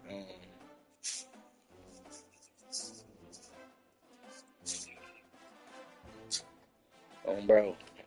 But nah, like, and then also too, y'all don't just walk around just flaunt rich and just think like, oh, nothing ever happened to me.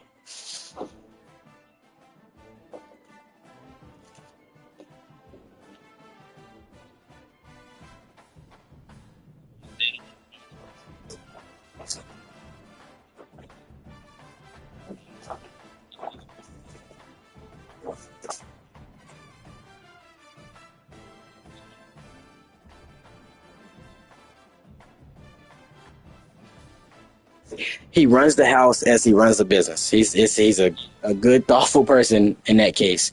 But that's the way that I would be trying to tell like a nigga like Darian. It's kind of good that he's getting his own experience, trying to get his own thing.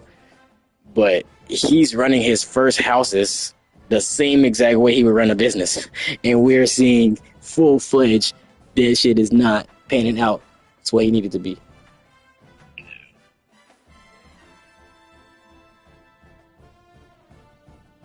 Like I seriously think it's a decent idea. Hey, we just need decent people, decent income,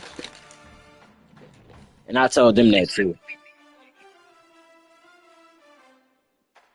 Yeah, or either that, or I told Darian them, or y'all just gonna have to take out a second loan.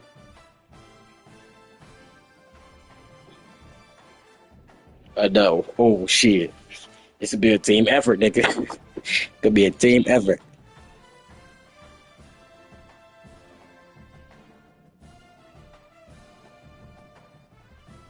don't. It don't unless we get to the age of 25. I mean, how old are you now? 24? I know. Damn. Because I'm 24 too now, yeah. But we need to be at this point, shit, now 26, 27. We all got full time jobs. We all are situated where we need to be. Because, like I told them niggas now, I can't do nothing now because, nigga, I don't even know what my next rent gonna be. I'm still looking for places.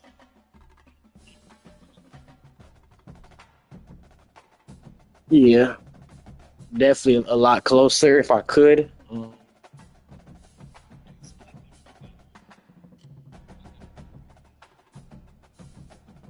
We was looking kind of Tinley, like the Tinley Park area at first. My my thing of it is that like I told her the one thing she be thinking of, bro. She not really thinking in terms of efficiency. Like she thinking in terms of efficiency, to like, oh, be close to my sister and my mama and my friends. Yeah, eventually, I damn near drilled in her head where like she need to go back to work. Like at first, she was basically scared to give DJ like away to a daycare, but like I started having a drip literally.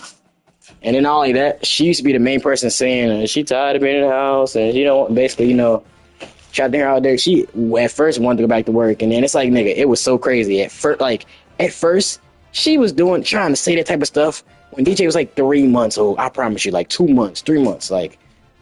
And then I'm like trying to convince her, like, nah, like like the baby still needs you. Like she trying to think, how can you do this, mother and stuff, or blah blah blah. Maybe she's having a little moment, but she ended up snapping out of it. But then it gets like 5, 6 months, and I'm like, all right, now DJ needs to go. DJ needs to go to daycare, and now she's like, hell no. I don't trust nobody. My baby, they gonna try to kill him. They might try to do this. I'm trying to do that, and I'm like, what are you talking about? Nobody's gonna do that to him. How you know that you don't know people? I see crazy stories on TikTok all the time, and she she say stuff like that. Maybe not verbatim, but literally like I hear daycare stories. Also, I even worked in daycare myself. I see, and I'm like, but like you that I don't like the moments where yeah these kids went to daycare 300 times in a row and everything's perfectly fine, but that one time something bad happened, we highlighted it, and I get that, and it's hard to tell her like bad shit just happened to certain people, like that's his life. She's not trying to hear that shit. Not my son. I'm not putting him in that predicament. And I'm like, okay, but like, come on now, like I like get up, like lock in type shit. We just ain't.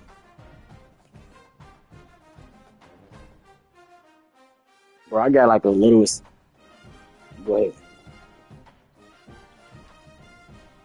Oh no, bro. Not only that, I broke that shit down to her so much, Rio. I said not only would it be like so good, like I wouldn't even want much from her housing wise. I literally say either you could take care of the small bills, or you could just take care strictly, yourself and what would be the most to DJ. Like our original plan was, and she was kind of halfway forward until I threw this on her. But I said, because at first she was like, "No, I ain't like basically I can't do this in the house. Like he need to go back to daycare. Somebody need to help me watch him like something." And I told her because at first she was trying to just throw him away, and I was like, "Okay, well, you gonna pay them daycare fees type shit if we got to," and that shut her up real quick. Well, that'd be all my money, and that'd be, and I'm like, that's something you have to think of. Like, if either whatever the case may be. But I'm like, okay, maybe you don't have to go like full time working 40 hours a week, 80 hours a week. If you don't do that, then DJ won't have to be in daycare for 80 hours every 2 weeks, type shit. Our daycare bill won't be that high. And she agreed. She like, okay, maybe we could start off like a little slow or a little part time or some shit. And I'm like, but yeah, that all that extra shit that like she be on that stupid shit. She's a girl. She wants stuff. Like if you seen them talking about Chicago Hottie, then that'd be and I'd be on some dumb shit half the time too. And I'd be like, you can have your stuff, just start buying your own stuff. Like I have to literally argue, not argue her up and down, but half the time in the past, I have to break down her business decisions. Like we gotta sacrifice something, and yeah, we're about to sacrifice your wants. And I had to try and tell her too, girl, we sacrificing my wants like a motherfucker. She swear up and down we never sacrificed none of my wants ever. Like I got anything I wanted whenever I wanted. I never had to wait, never had to do this. I'm like, girl, I bought one pair of shoes over the past, year and a half, and that one pair of shoes I sold them bitches. Not only that, it's just like a lot of stuff. I'm like, I don't get wants. Shit, I want to sit at home and play the game half the time, but I'm out working. Bro, I lost this little yellow fucking Bic lighter. Like, I hate these. I've been looking for this damn Bic lighter for like 20 minutes. Oh, huh? It was in the bathroom, nigga. I think I peed like 30 minutes ago in the conversation. Well, yeah, no, it's she's done taken. I've had to halfway rewire her brain with a lot of shit, a lot of arguments, a lot of like, dude, y'all don't even understand.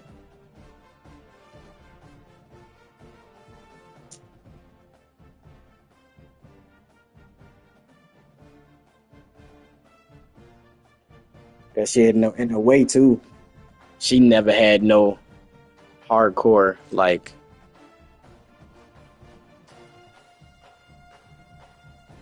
I don't even know how to describe. I ain't gonna say like hardships, but like she's the one really faced with life, really. For like I kind of was, or at least was I here putting grown up shoes a lot earlier.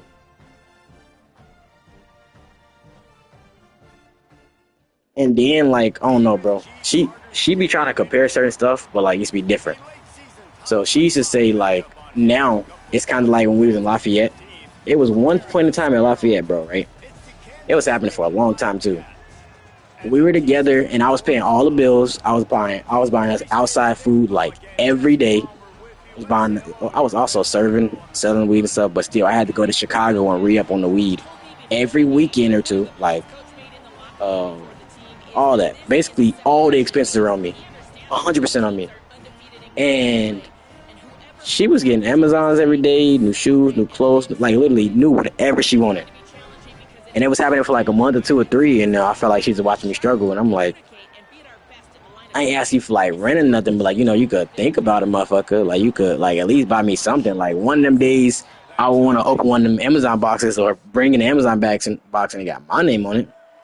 Um, and I think this was like a little bit early in our shit, but like she didn't give me none like major for my birthday because she was saying basically she had to compete with like my family sending me to Jamaica for my birthday. Like basically, how could whatever she give me even slightly compare?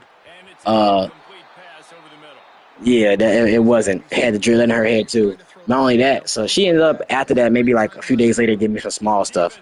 Then like Valentine's Day came around, I got her all out haul, and it was like, ooh, thanks. And I'm just sitting there empty handed. I'm like, damn, okay. And I ain't saying that like on Valentine's Day, and then like the next day, bro, I'll probably see like a whole nother Sheen and Victoria's Secret, everything else haul, and I'm like, all right, yeah, now this is what we're not about to do. Uh, but she be saying like now it's like in Lafayette when you was mad at me for buying everything and doing this blah blah. Now it's roles flipped, and I'm like, no, that's not the same story at all.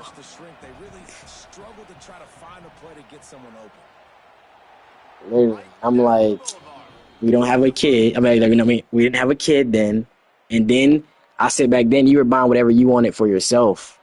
I'm not buying myself anything. I'm only buying what the family needs. And she'd be like, oh, but you ain't buy me flowers though. You ain't give me flowers in forever though. And I'm like, you've been fed you haven't missed a meal. You smoke weed more than I smoke weed. I even told her, sacrifice on the weed, you get whatever you want. I promise you, every time I tell her basically about sacrificing weed, she shuts up. Or she say basically she ain't doing that. And half the time she be too stressed out to give it up anyway. So, and I'm like, okay, well, if I got $40 up to my name, And this be the part that be the kicker, bro. I ain't gonna lie. I hate when I put people in some hypotheticals, but I play like it's hypothetical, but it really don't be a hypothetical. It's real fucking life. I'm like, all right, so I got $50 left in my name, or $40 left. We gotta eat today. I need gas. I need all this, and and you still want this. So I probably put $10 in my gas tank, get us $10, $15 in food, and then you. Oh my God! If you was looking at my screen, you seen that?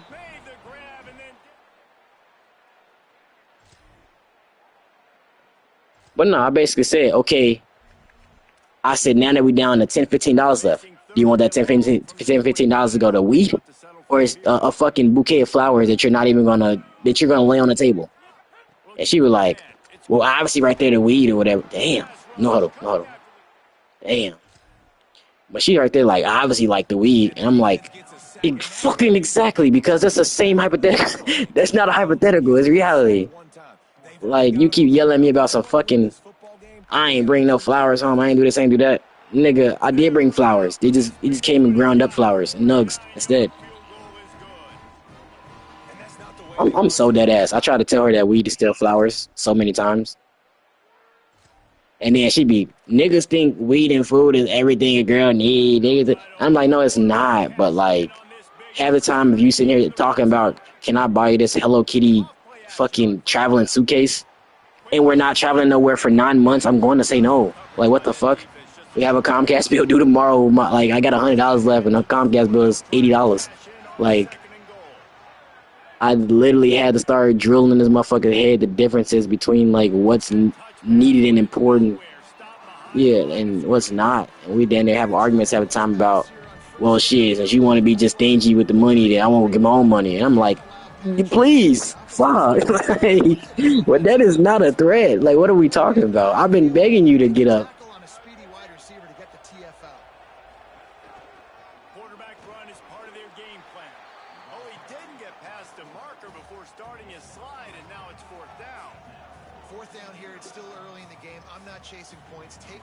But nah, bro, she didn't have some growing to do, dude. It's been definitely crazy.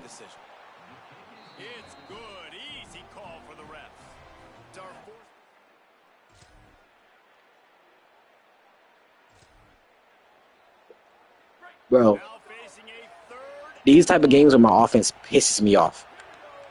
Like, niggas, move. Like, fuck.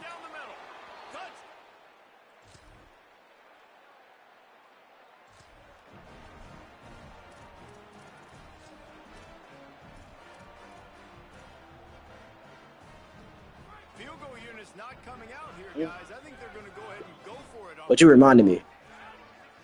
The reason why I necessarily didn't say yeah to the Orland area and shit like that. Anything along the 294 route, I actually love. And I actually love the fact that 294 connects me to Westchester and Sherrville, like, directly. I'll be within a 20-minute, 30-minute span. Like, if I do the Oak Lawn, Tenny Park, anywhere around there, I'm with it. My thing of it is, I forgot about the passing meter. I ain't played NCAA in like a week. But my thing of it is that I don't kind of like the idea of having to pay bare minimum like $2 just to get to work every day. You know, doing that times 300 work days out of the year. I ain't saying I gotta go to Westchester, take 294 every single day, but it's like, what if I gotta go in there, get on and off multiple days, like bare minimum for that day? That money's still gonna add up.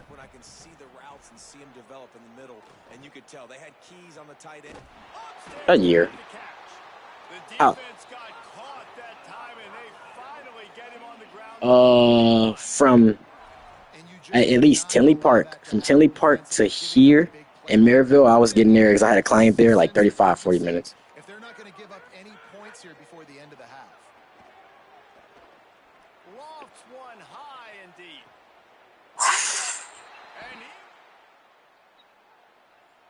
I ain't gonna lie, that's like some Madden cheese from like forever. That shit been in the game for. They just call it swerve catching. Bro, I stacked the DB, bro. It wasn't PI. From the gun, wants to pass. Oh, Makes the grab. yeah, I want to throw Gets that it corner, inside but the nigga, 10-yard line. They'll mark it at the 9 where it'll be first and goal. Wildcats signal for a timeout. That's their first. And that will leave them with just 2 timeouts to use the rest of the way. The Horned Frogs have it in I need to scoring hit that B position on gap. first and goal. Oh, nobody Look to cleared run it. it this deep in the red zone, and he found nothing at all that time. First down and goal, I bet you the percentages are really high for run, and this defense was ready for it. They got to match the physicality right here, right now in this situation. Got it.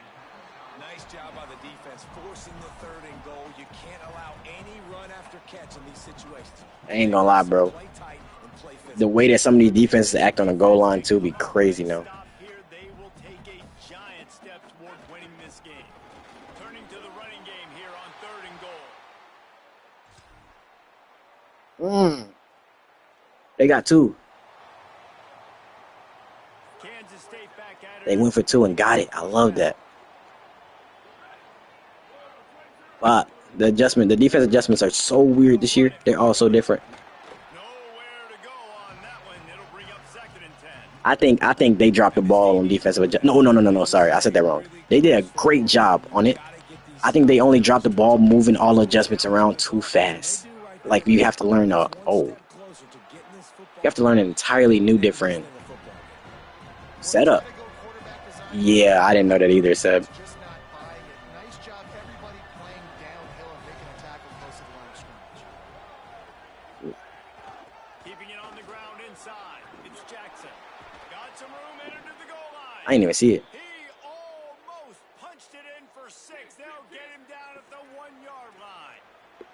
The Wildcats back to the line on first down. Let's see if they keep leaning on this running game.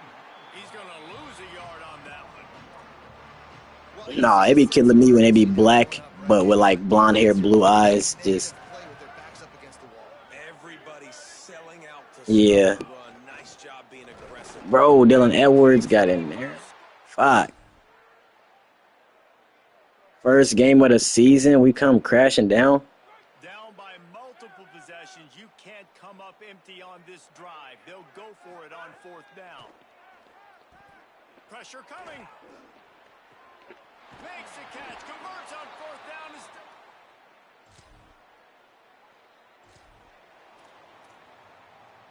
And the Horned Frogs come to the line with a fresh set of downs thanks to that last connection in the passing game. They'll keep it on the ground for first and goal. Nothing doing. I mean, Kansas State is 14-1. I ain't that mad. Second and goal. We expect to lose some at some point.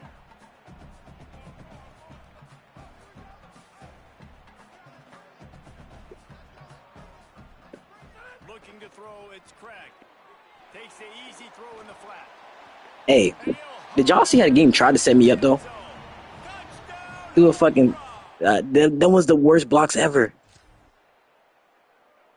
bro. We can't get a stop on defense. The Horned Frogs come to the line after the big connection and going back to work. I might have to go all out in the defensive portal. Not gonna lie. He'll start this drive going to the air. Makes the grab. It's small. He'll work and weave his way all the way up to the 45 before going out of bounds. After the big play to start, now they are on the move at their own 45.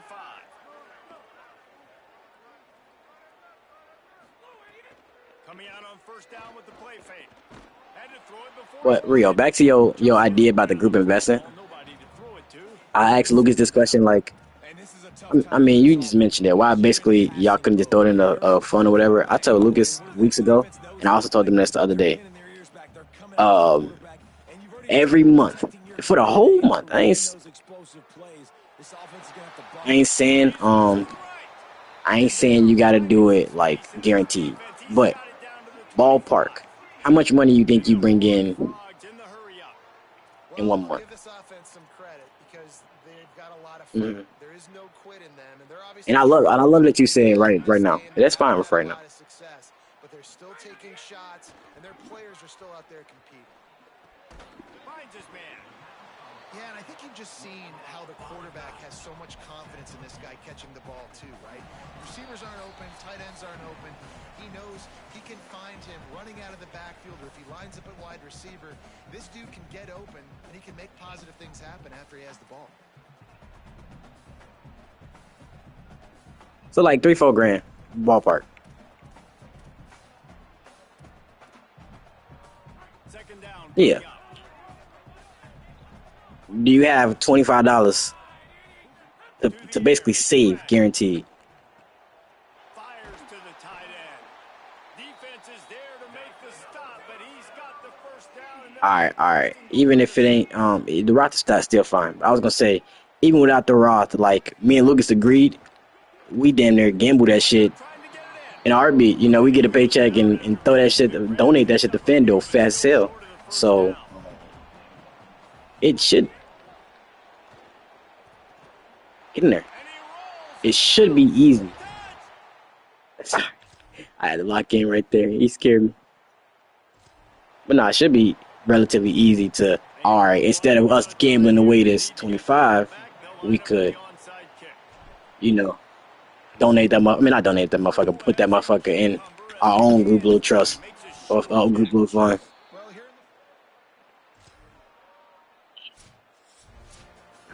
And that's, shit, to me, great idea. I ain't got to sign my life away on the building. It's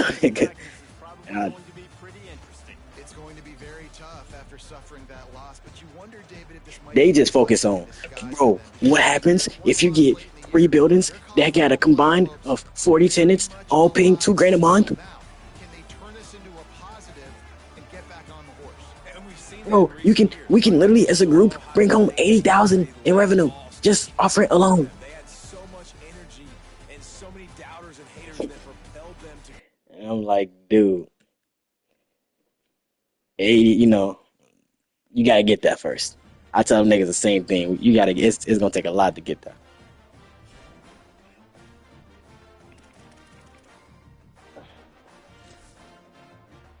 But all right, real, we moving. Took my first loss of the season, man.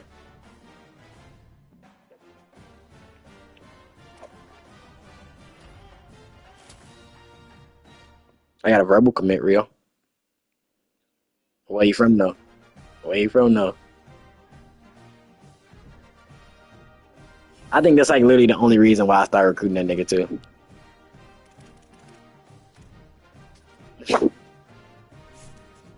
Now I need this though.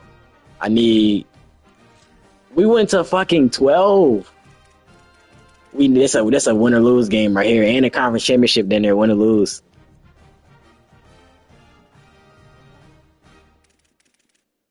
Like the committee does not like us at all.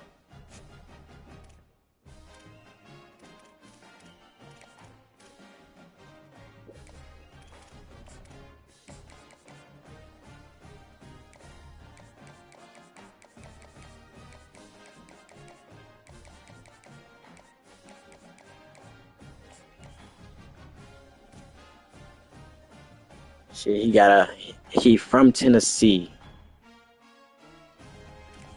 He already got an offer from Texas A&M, but they not fucking with him. So I ain't gonna lie, I'm gonna throw him back. I'll throw him 95. I'm hoping he fuck with that 5'11". No wonder I was holding off on giving this nigga offer. 5'11", 84 speed.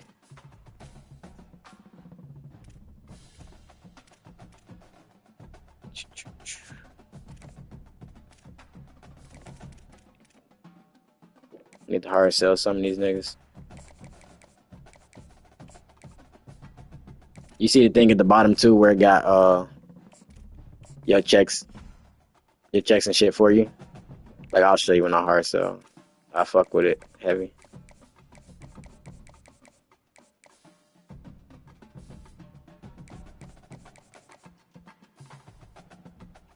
Two is crazy. He got two of the same one, kinda.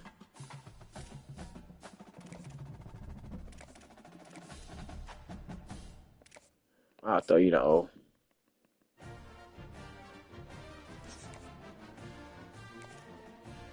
The good thing is though, if they don't fuck with your school, the money come back. The money does come back. So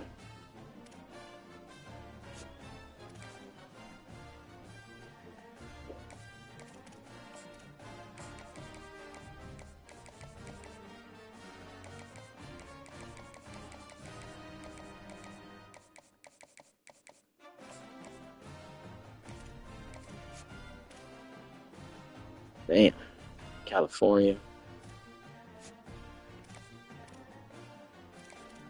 I'm fucking around turn this nigga to a tight end. He got 57 run block, but only 84 speed. Yeah, he gonna be backup tight end. You know, he athlete. Athlete 250, 6'4", 250.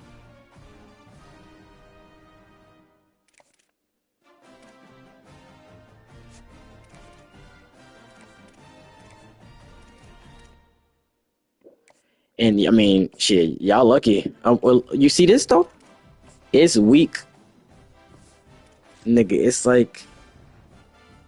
week 12, and we still got so many 4 stars who still open. They ain't even got a top 5 yet. Can't even offer these niggas a hard sell.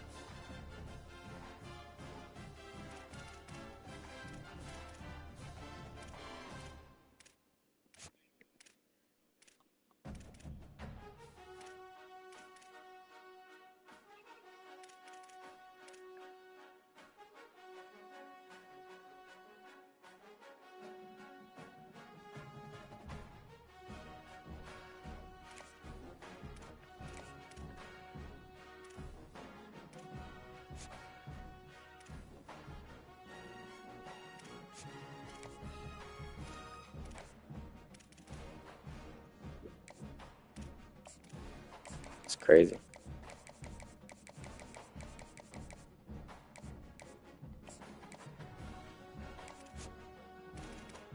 OB.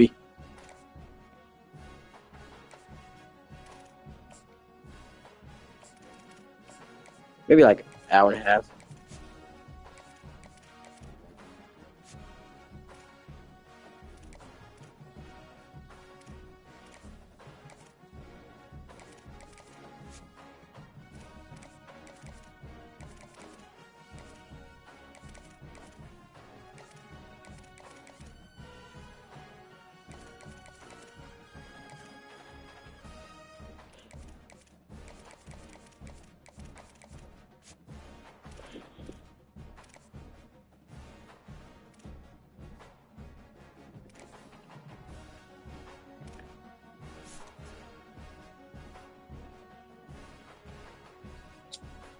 Hey, what y'all think? Y'all my 2 recruiting assistants.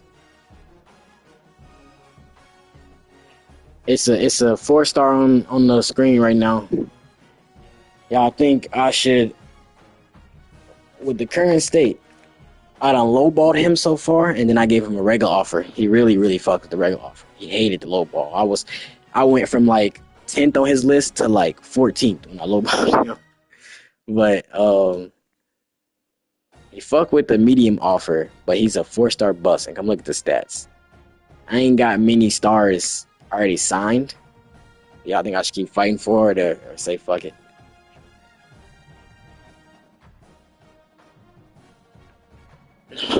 Shit. I'm just fighting at this point for XP. Just because you still get XP from signing them niggas. And then I just don't want to have a shitty recruiting class. You know, like, I don't want other schools can too, though.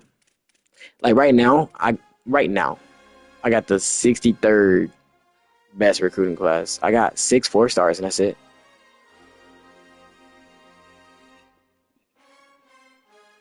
Yeah.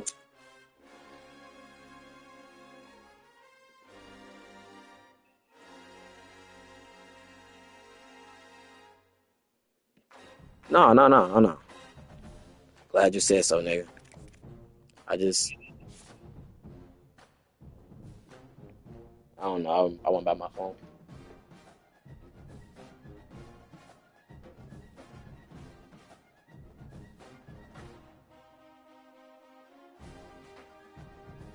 I would just hate that for Lamar because I feel like I want him to get a real number one. But like, I feel like if he get Diggs and then they're gonna say, "Oh, but Diggs made everybody else better when he was their number one." But Diggs also like fucking 32 now.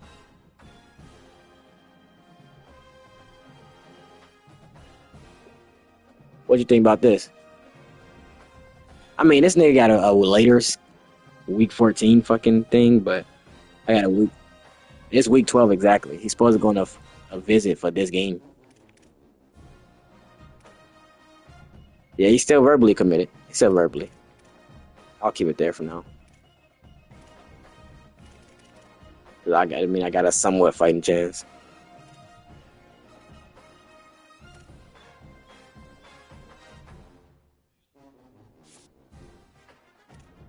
Yeah, he's a short fuck.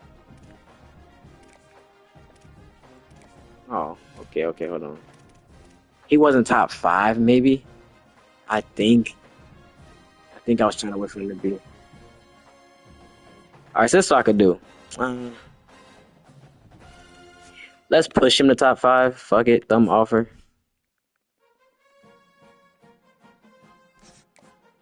I'll rescind my offer from Butts.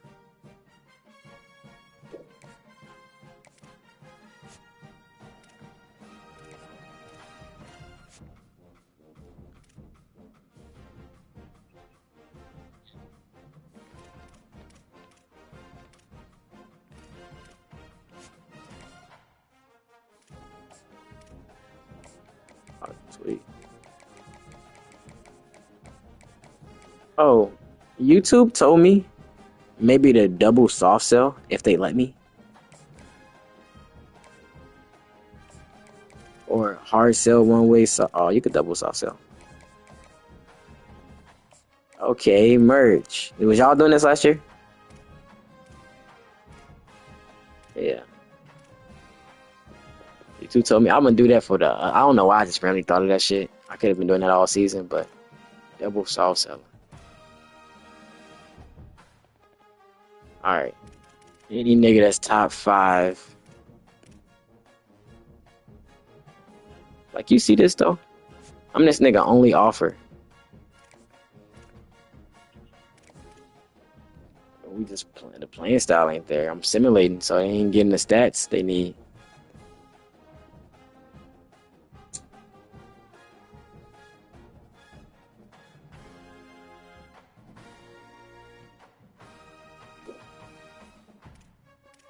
I need to clean this board up slightly.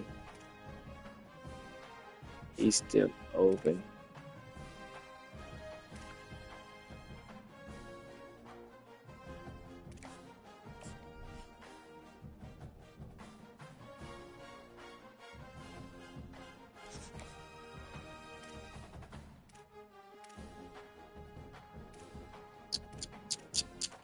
Also, I mean, I know I'm gonna get some of this money back, but I'm trying not to go under that 3,000 range. I'm trying to keep 1,500 for my active roster, maybe a grand for the portal, and then I still gotta worry about fucking coaches.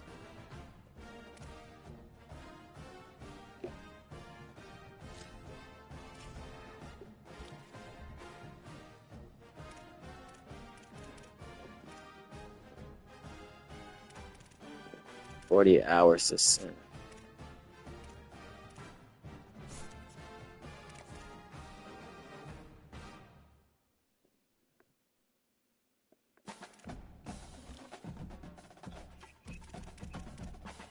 Yeah.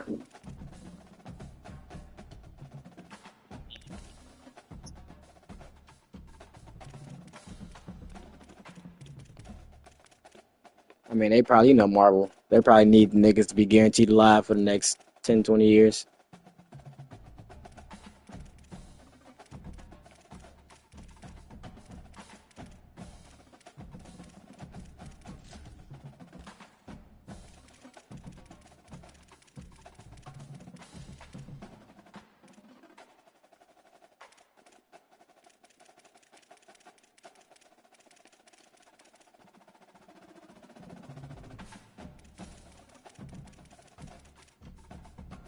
And that's crazy.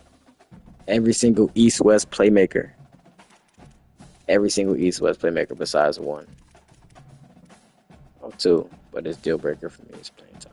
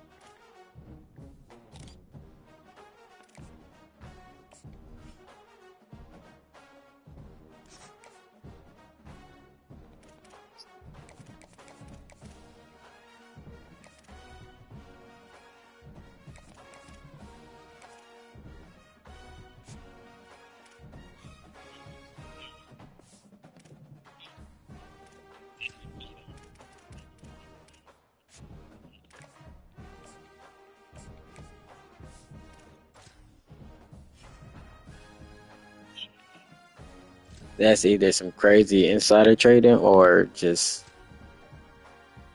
lucky ass bet. Yeah, lucky ass bet, but damn, I was starting left tackle.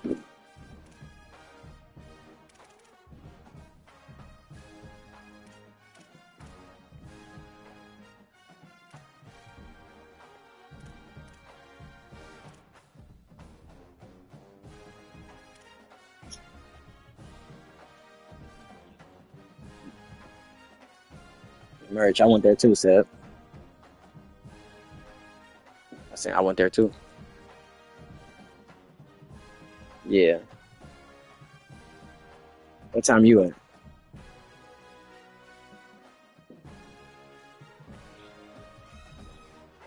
I know I went a little earlier, but I was gonna say I was then there. I had to drop a Navi off in Alsip, so I was like Alsip at like 7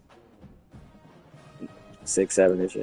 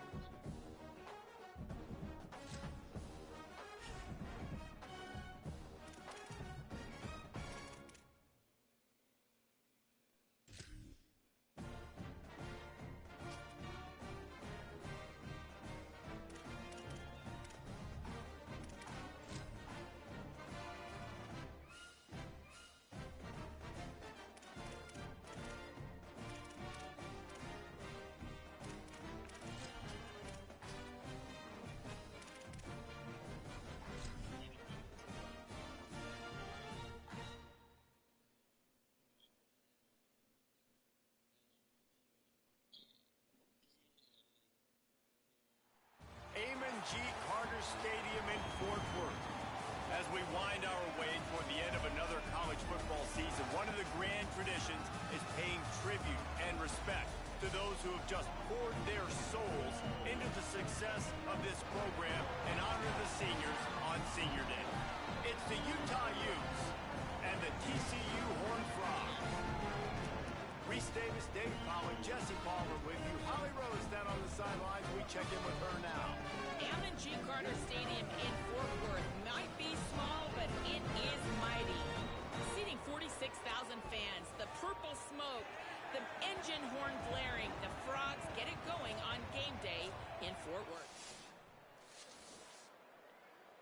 right, real win game 2.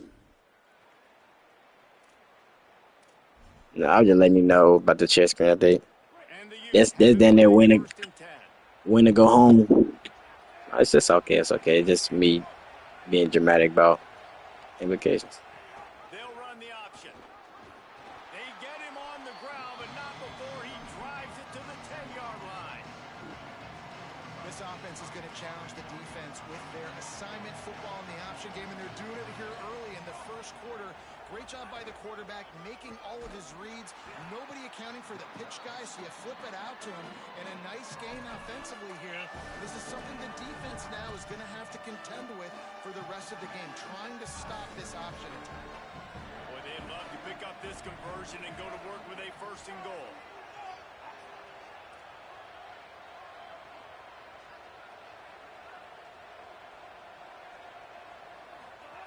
Out of the gun, they'll run it inside.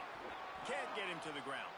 And he finds his way out of bounds real close to the goal line there, knocking on the door. Yeah, I noticed that part. First and goal. Yeah, I look out, see anything at Champagne. I'm like, what the hell? The pitch. Touchdown, Utes.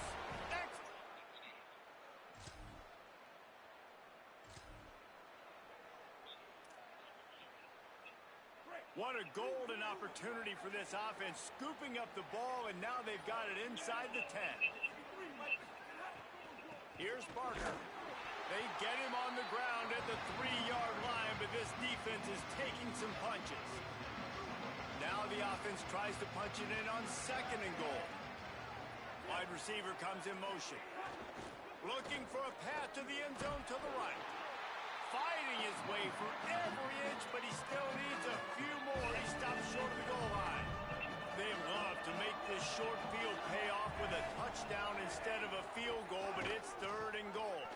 Bro, they got me with the triple option on the goal line again.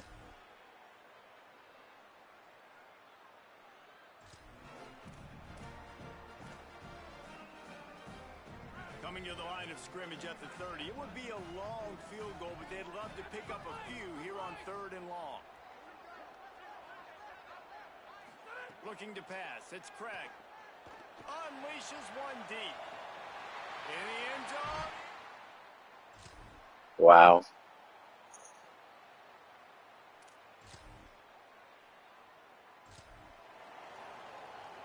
And the Utes pounded the rock to move the sticks. Now back to work. Keeps it on the draw. He's wrestled to the ground right at the 15-yard line, and a big red zone opportunity here. Defense has to be frustrated. The offense keeps matriculating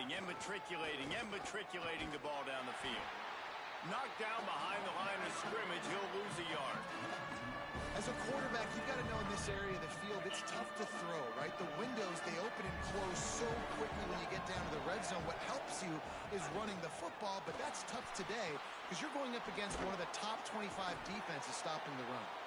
The stop is made, but this offense is threatening. First and goal from the 9. The Utes go back to work after moving the chains through the air. Here's the snap, looking to throw. Blasted as he lets it go. Touchdown!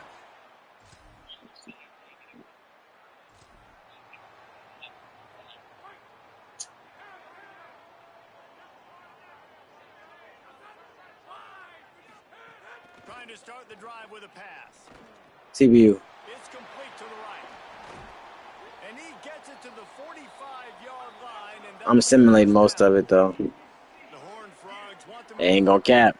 I don't know if I'm going out this sad. I can't go undefeated, then get bounce.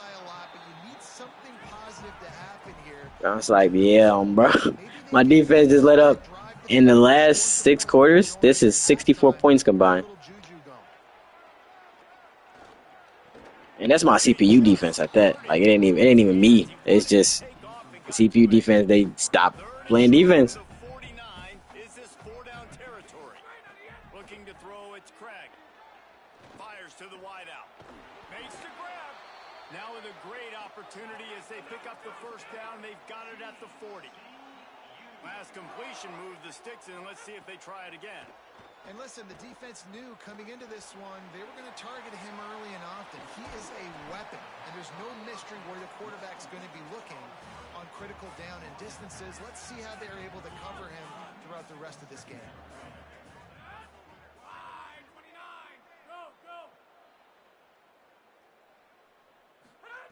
Second down, they'll go to the air. Moving, keeping the eyes downfield. Unloads to the wideout. Intercepted. A first half turnover can swing momentum. And this is obviously... This one might get a reset, but I ain't gonna cap. Hold on. It ain't over, Not yet. They've got him wobbling after that big play now to pay it off on 1st and 10 from inside the 15. Might be calling a hot route. This is my YouTube channel. Wants to throw on 1st down. Oh my God, he was Thanks to the great defensive pressure there that sort of threw them out of rhythm. Going to work on 2nd down in the red zone is still some ground to cover to pick up that 1st down. Looking for the score. Touchdown!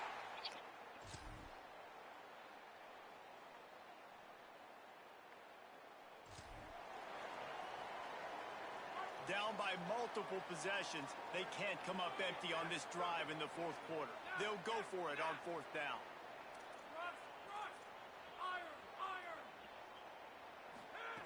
He'll try to throw and pick up the 1st down.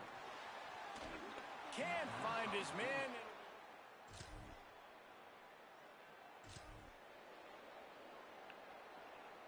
So now it's 2nd and long. Tight end in motion, see how the D reacts. Got his man. Several defenders there to get him on the ground. And what a nice play by the DB. You have to understand, that wide receiver gets that ball that quick. It's tough to get him on the ground. Nice job getting a hold of him, getting him on the ground for no gain. They get him corralled, but he carries it all.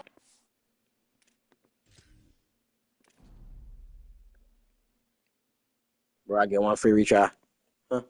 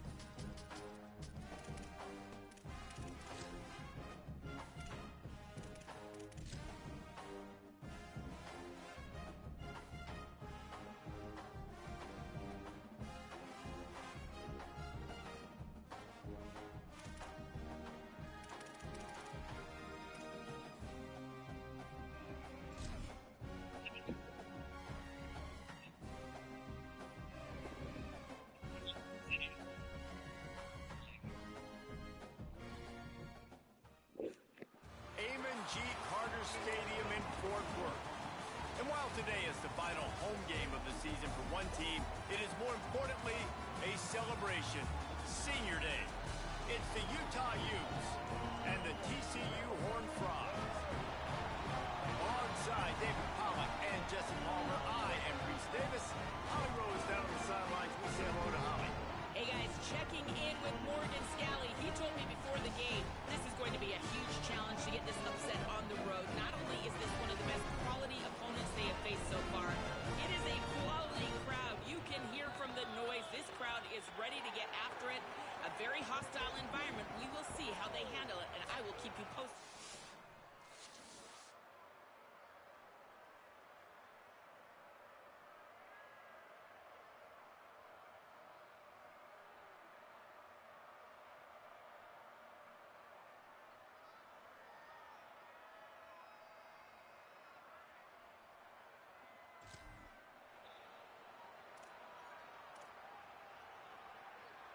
Third and 6 yards to go. To throw, it's Dampier. Rushes on him. And it's a sack.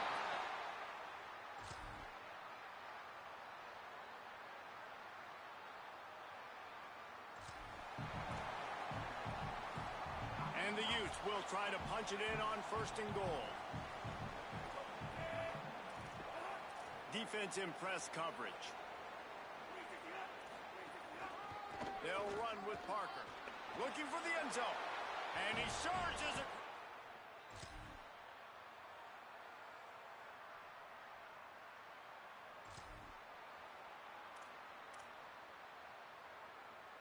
They've moved it to the 25, but now facing a 3rd and long.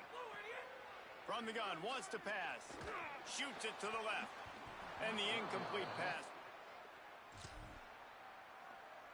Well, this is a disappointing drive for the offense, considering where this drive started in their opponent territory. Now you're 4th and long. You've got to be better throwing the football in those. Now, wait just a second here. I don't see the kicker coming out. I think they're going to go for it here. On 4th down, looking to pass. Fires to the middle. It's incomplete.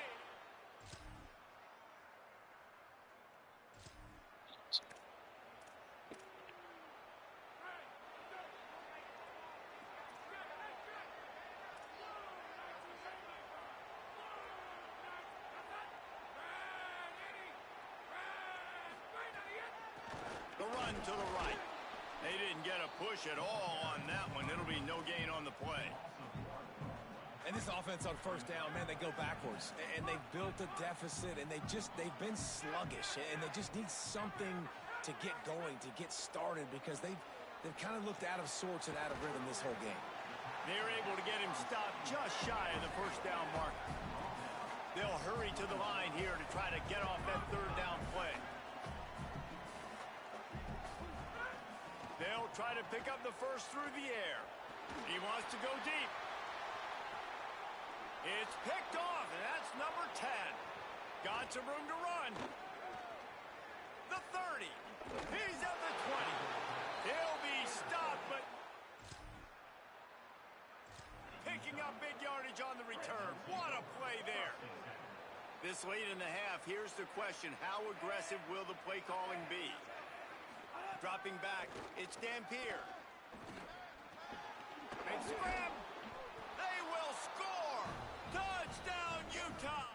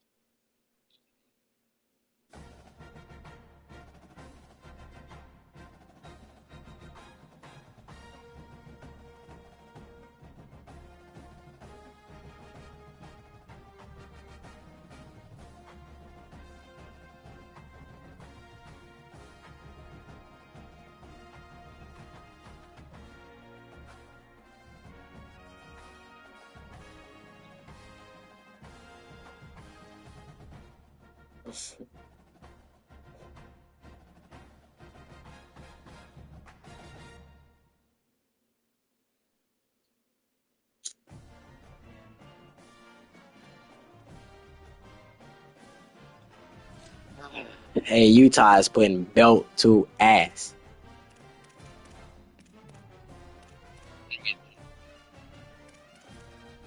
Ain't gonna lie. I had to quit one game because this down there, yeah, sink or swim.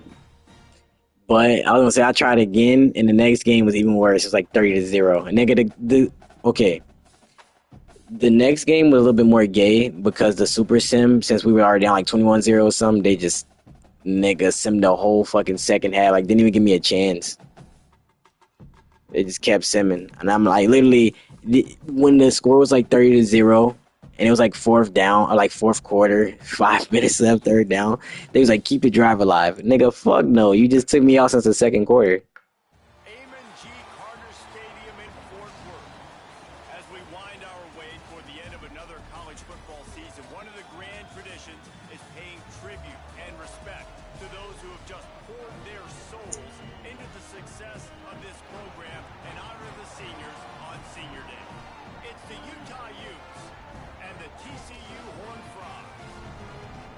Reese Davis, David Pollock, Jesse Palmer with you. Holly Rowe is down on the sideline. Hello, Holly. Guys, I caught up with the Utah head coach before the game.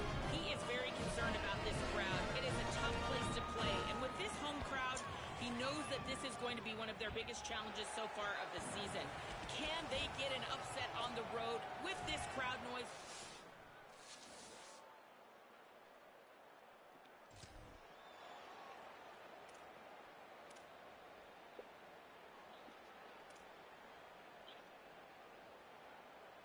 Let's see what they do here on 3rd and short from the 41. They'll try to bully their way for the first. All down, but he has...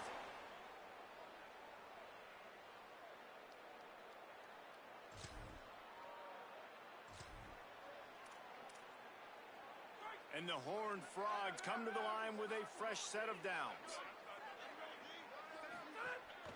From the gun, the running back looking for room. He rumbles all the way down to the 2-yard line. He gave him a little bit of everything on that one. A first down run in the red zone. He's got it down to the 1-yard line right on the doorstep of Pater. Looking for just one more yard. It's 2nd and goal.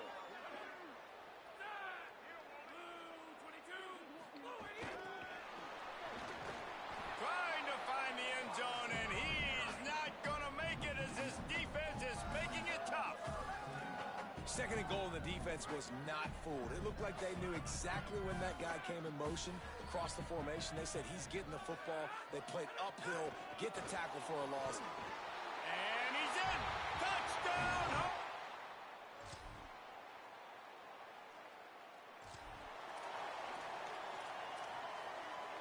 3rd and short from the 49. Is this 4-down territory?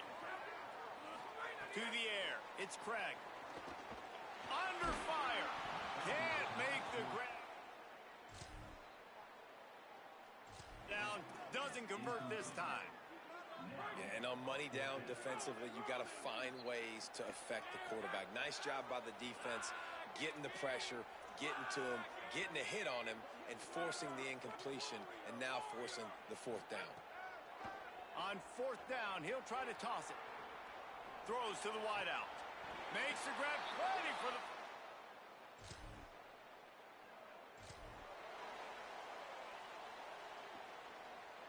Third and long from the 30-yard line, in this defense hoping to knock them out of field goal range. From the gun, wants to pass. He's moving out of the pocket. The throw. Missed his receiver there. It's incomplete. And I feel like the defense needed that stop. Are already giving up a touchdown. Field goal unit's not coming out here, guys. I think they're going to go ahead and go for it on 4th and long. He'll try to throw and pick up the first down. Fires to the wideout. He's got it, and more than enough for... He's forced out of bounds just short of the goal line, a mere yard away from Pater.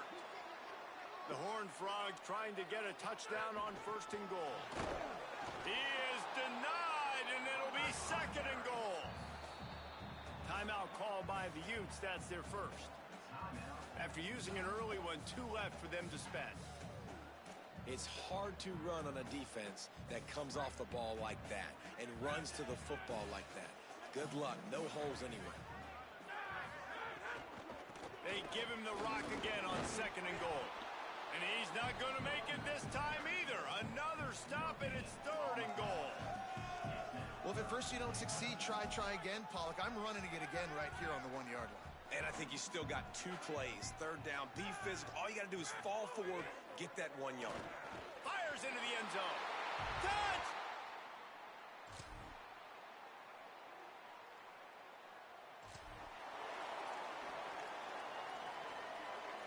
On fourth down, they could boot the field goal, but looks as if they'll go for it.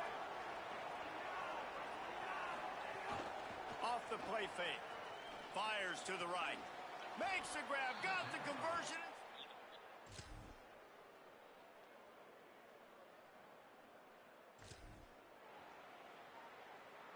Now facing a 3rd and long from the 50-yard line. Back to throw. It's Craig. And he got smacked.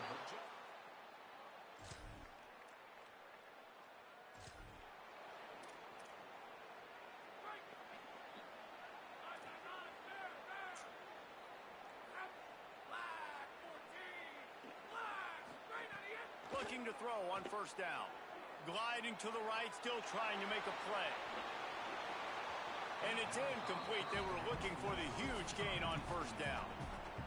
Pedal to the metal right now for this offense. 2 drives, 2 touchdowns. Here on their 3rd possession, they're still taking shots way down the field, and why not? Give the defense credit finally. Something good happens for them to get the incompletion. But if I'm this quarterback, I'm still throwing it. Got to get to the line quickly for this 3rd down play. They'll try to get the first through the air. Moving out to the right. Got away from trouble and got rid of it. Defense did a great job. 3rd and short on the opponent's side of the field. They're expecting quick throw. Everybody, they dug their heel on the ground. They're able to break on the ball, force the incompletion. Look at this, guys. The offense appears to be going for it from their own side That's of the the word. field. They're throwing for it on 4th down. He's brought down, but not before he picks up the first down, and a gutsy call to keep this drive alive. They were willing to spin that wheel of fortune in their own territory, and it paid off. And it came up good. I mean, I think you see the aggressiveness by these offenses now, willing to go for it on their own territory, and I like it because they got it. Timeout taken by TCU. It's their first. They'll have 2 left to work with before the half. Backed up now. Here's 2nd and long. Now adjusting. Looking left. It's picked off, and that's number 10. Wow. He's knocked down.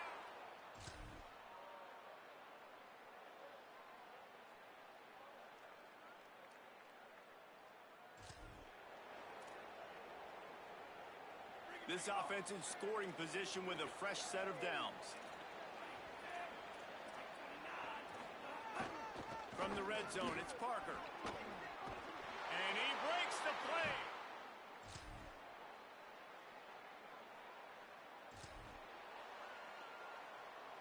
Here comes the offense on 2nd down.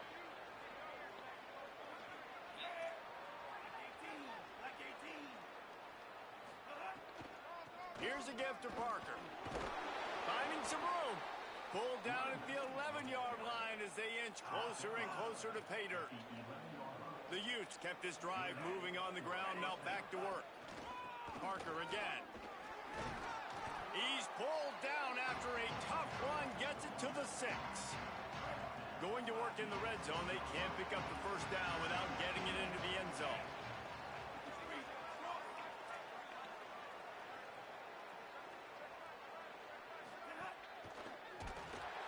And the defense makes a play, sacking him back at the 10. A 3rd and long here. They can't pick up the first down without getting the touchdown. Looking downfield, it's Dampier. And he was hit just as he released it, and it falls to the turf. And now on 4th down, they will put it on the shoulders of the kicker to save them with his foot. It's good. He could have hit us.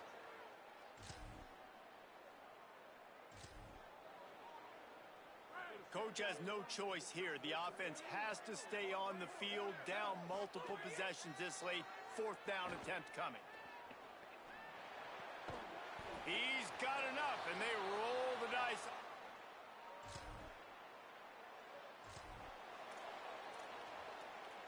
Down in the 4th quarter, it's too late for empty possessions. They'll go for it on 4th down. He'll try to throw and pick up the first down. He's got enough, and they...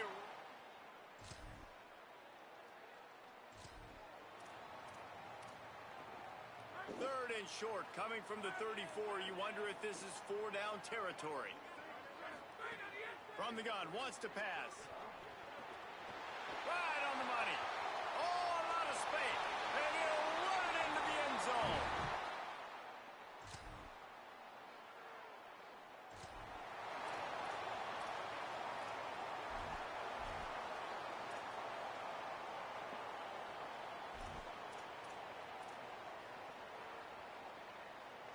The Horned Frogs offense takes the field, ready to get going. They just got a huge break, and now they need to put this ball into the end zone. A field goal really doesn't help much at this stage. Gets it all the way down to the 2-yard line. He was fighting for that end zone. A first down run on the doorstep.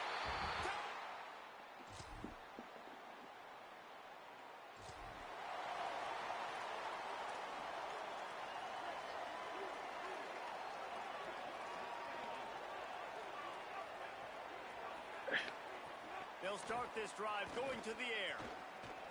Fires downfield. Got it in the middle. It's Simmons. They've got it to the 49-yard line, and they'll move the chains. I know one of the things this offense takes a lot of pride in the passing game is they feel like they can attack every area of the field. They have success when they throw it outside, but they're really good throwing to the middle of the field, too. Quarterback has confidence. There's really good timing in this passing game, and you saw it right there between the QB and his intended target, getting that big cap. He'll keep it on second down. Showed off just about every move in the book, except the forward move. Stopped for a short gain. They'll try to pick up a few here on third down, but from here it will be a 60-yard attempt.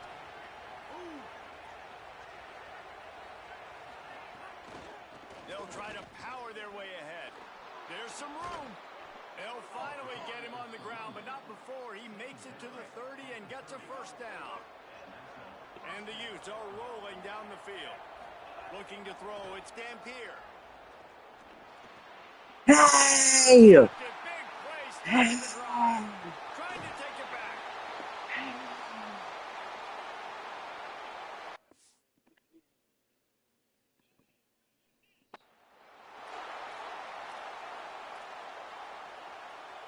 TCU ready to crank things up on this drive. The defense really did its job, David, and now the offense can put a little breathing room in this one.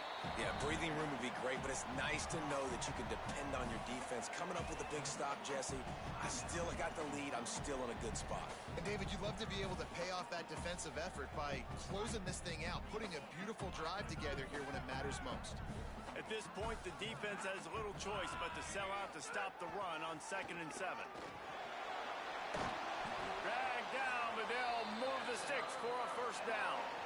Hey. Utah now calls a timeout. They'll have one left. Hey, y'all boys just missed a cold pick, bro. I baited. I ain't really bait the CPU. I just noticed some shit was open. CPU noticed it was open. They threw that shit. I got there. Yeah. Makes the grab in their space. And he's brought down after a nice gain. Now the Utes take a timeout, and they don't have any more left. And that got under their skin a little bit, having to use the TO after giving up the first down. And the Horned Frogs come to the line with a new set of downs. They'll run it, trying to drain time off the clock. Touchdown, Horned Frogs!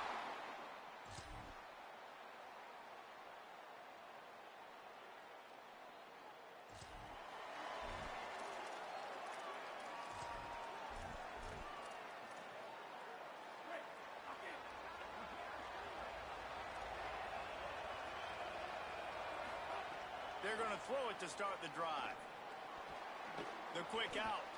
And he'll step out of bounds after a very productive play. The Utes can really attack on this 2nd and short. Back to throw. It's Dampier. Forced out of the pocket.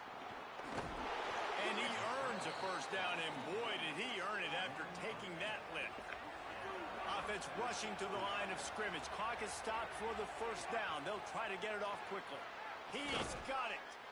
And the offense gets the ball out pretty quick. But, man, if you're going to do that, that's fine. But we got to get the first down, or we got to get out of bounds so we can stop the clock. This offense, they've got to execute a little bit tighter down the stretch of this close football game. He's brought down, but it'll be enough for a first down.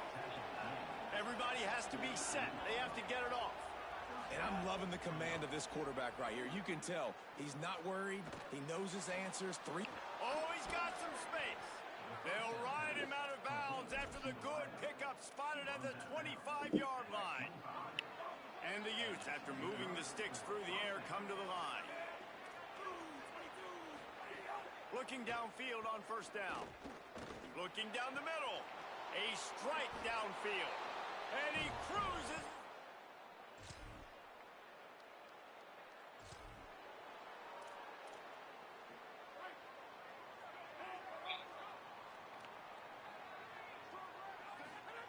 They'll crank up this drive with the pass. And he throws down the gut of the defense. It's incomplete.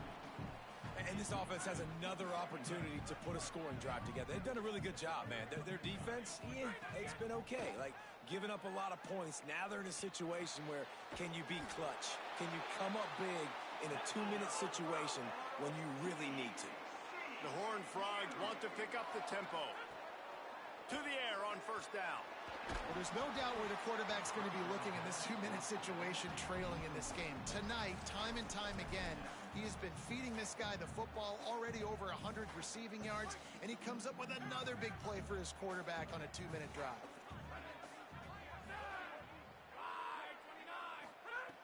Couldn't connect on first down, now back to the air. Looking to the big tight end. Nice defensive play to get a hand in there and knock it away.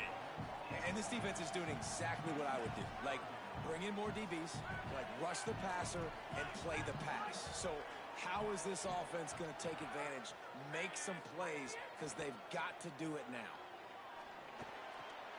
And it's intercepted. Oh, what a big play in a tie game.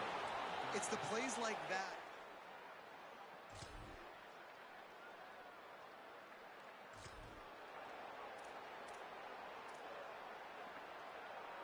They'll try to put a drive together starting from the 36. Wants to adjust the pattern.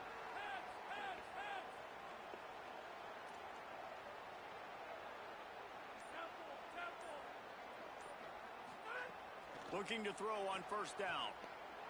He's going to let one fly down the middle. Oh, and it's picked off. This could be huge in a tie game. And that will put a stamp on it. A game-deciding play as they seal it with a pick.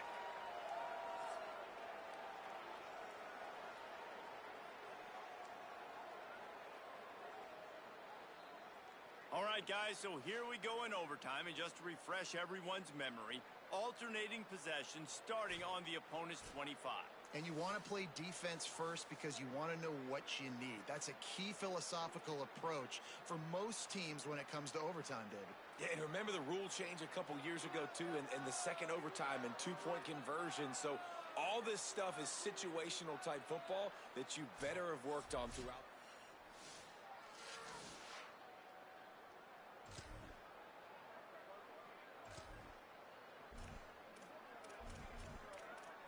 Yeah, you stupid, real. We'll get it. Y'all stupid.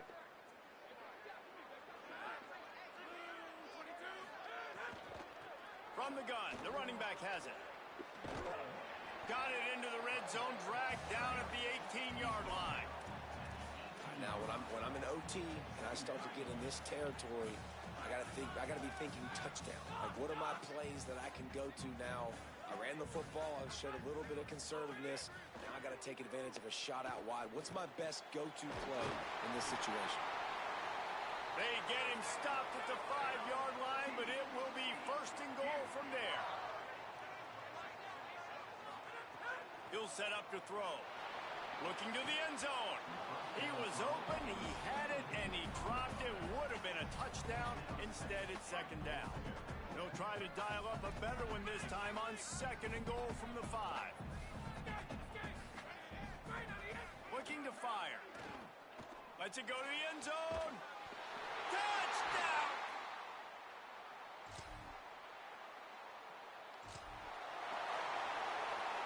Third down in overtime. They have to keep the drive alive and try to get it in the house. Looking downfield, it's Dampier. Fires to the right. It's complete. Touchdown!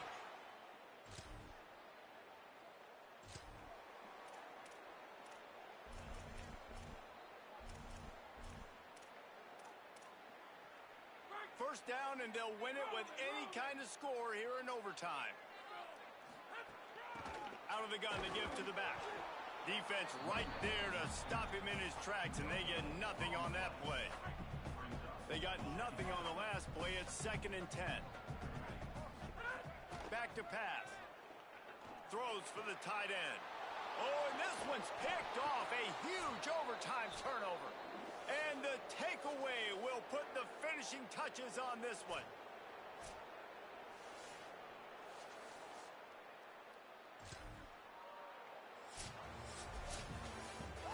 What a show both of these teams put on today. What? Outstanding squads. What? Battle all the way to the very end. Yeah, we came into this one expecting this to be a back and forth. What? We knew it was going to go down Ain't gonna lie. fourth quarter. At the end I just of the want day, some the higher-ranked team, some David, crazy OT shit. on those playmakers and that leadership they've got in the locker room. Yeah, and now I think even more so, you're starting to believe. I just want a crazy overtime game. This team just, they Like, find a way I damn near gave up. It was a good content game. So even if I lost, I'm like, fuck it. They got through a pick in overtime and I simulated it, and we end up getting the stop and winning. That's going to do it for us as the season marches on. For David Pollack, Jesse Palmer, and Holly Rowe, I'm Reese Davis. This has been a presentation of EA Sports College Football.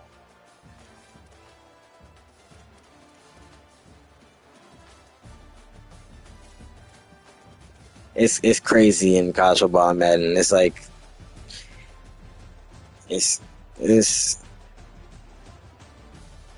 like basically I get the ball and like they're in the red zone and within like 20 yards, I gotta try and see if I can score, and then you get a chance, and then it's like basically just keep going. But it's like after you score once, you then it's like you after the first time y'all both go, you gotta go for two. Like it's like weird because sometimes you can kick a field goal, but sometimes you can't. You know, it's just basically shit. And then sometimes it gets to the point where it's sudden death or something, like, you know. But for the most part, okay, we've seen that. But for the most part, yes, y'all take turns.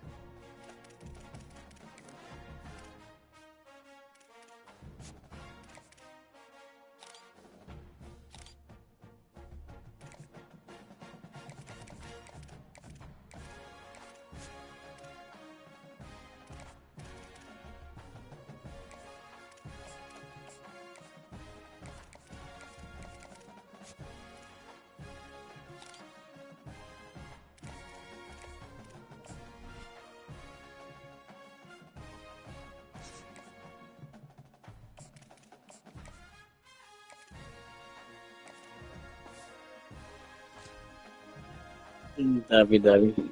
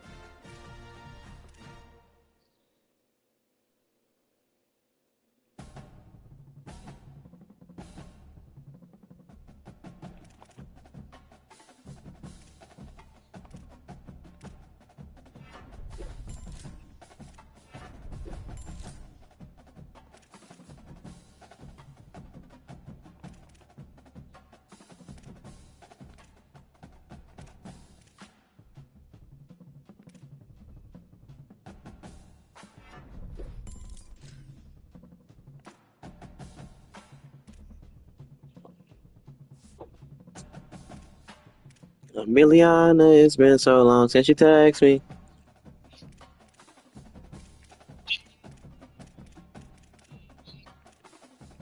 Call my phone and say you need me, baby.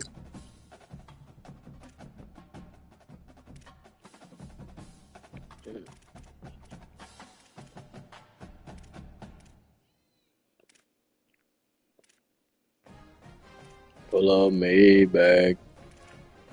My fault. Tired of y'all telling me niggas is real. Pussy, I know when it's real.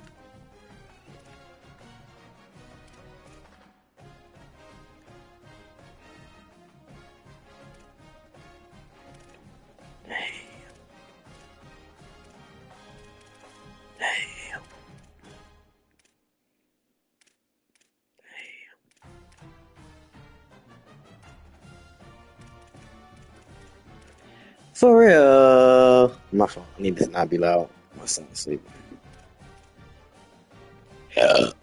Excuse me. That was rude of me. I'm sorry.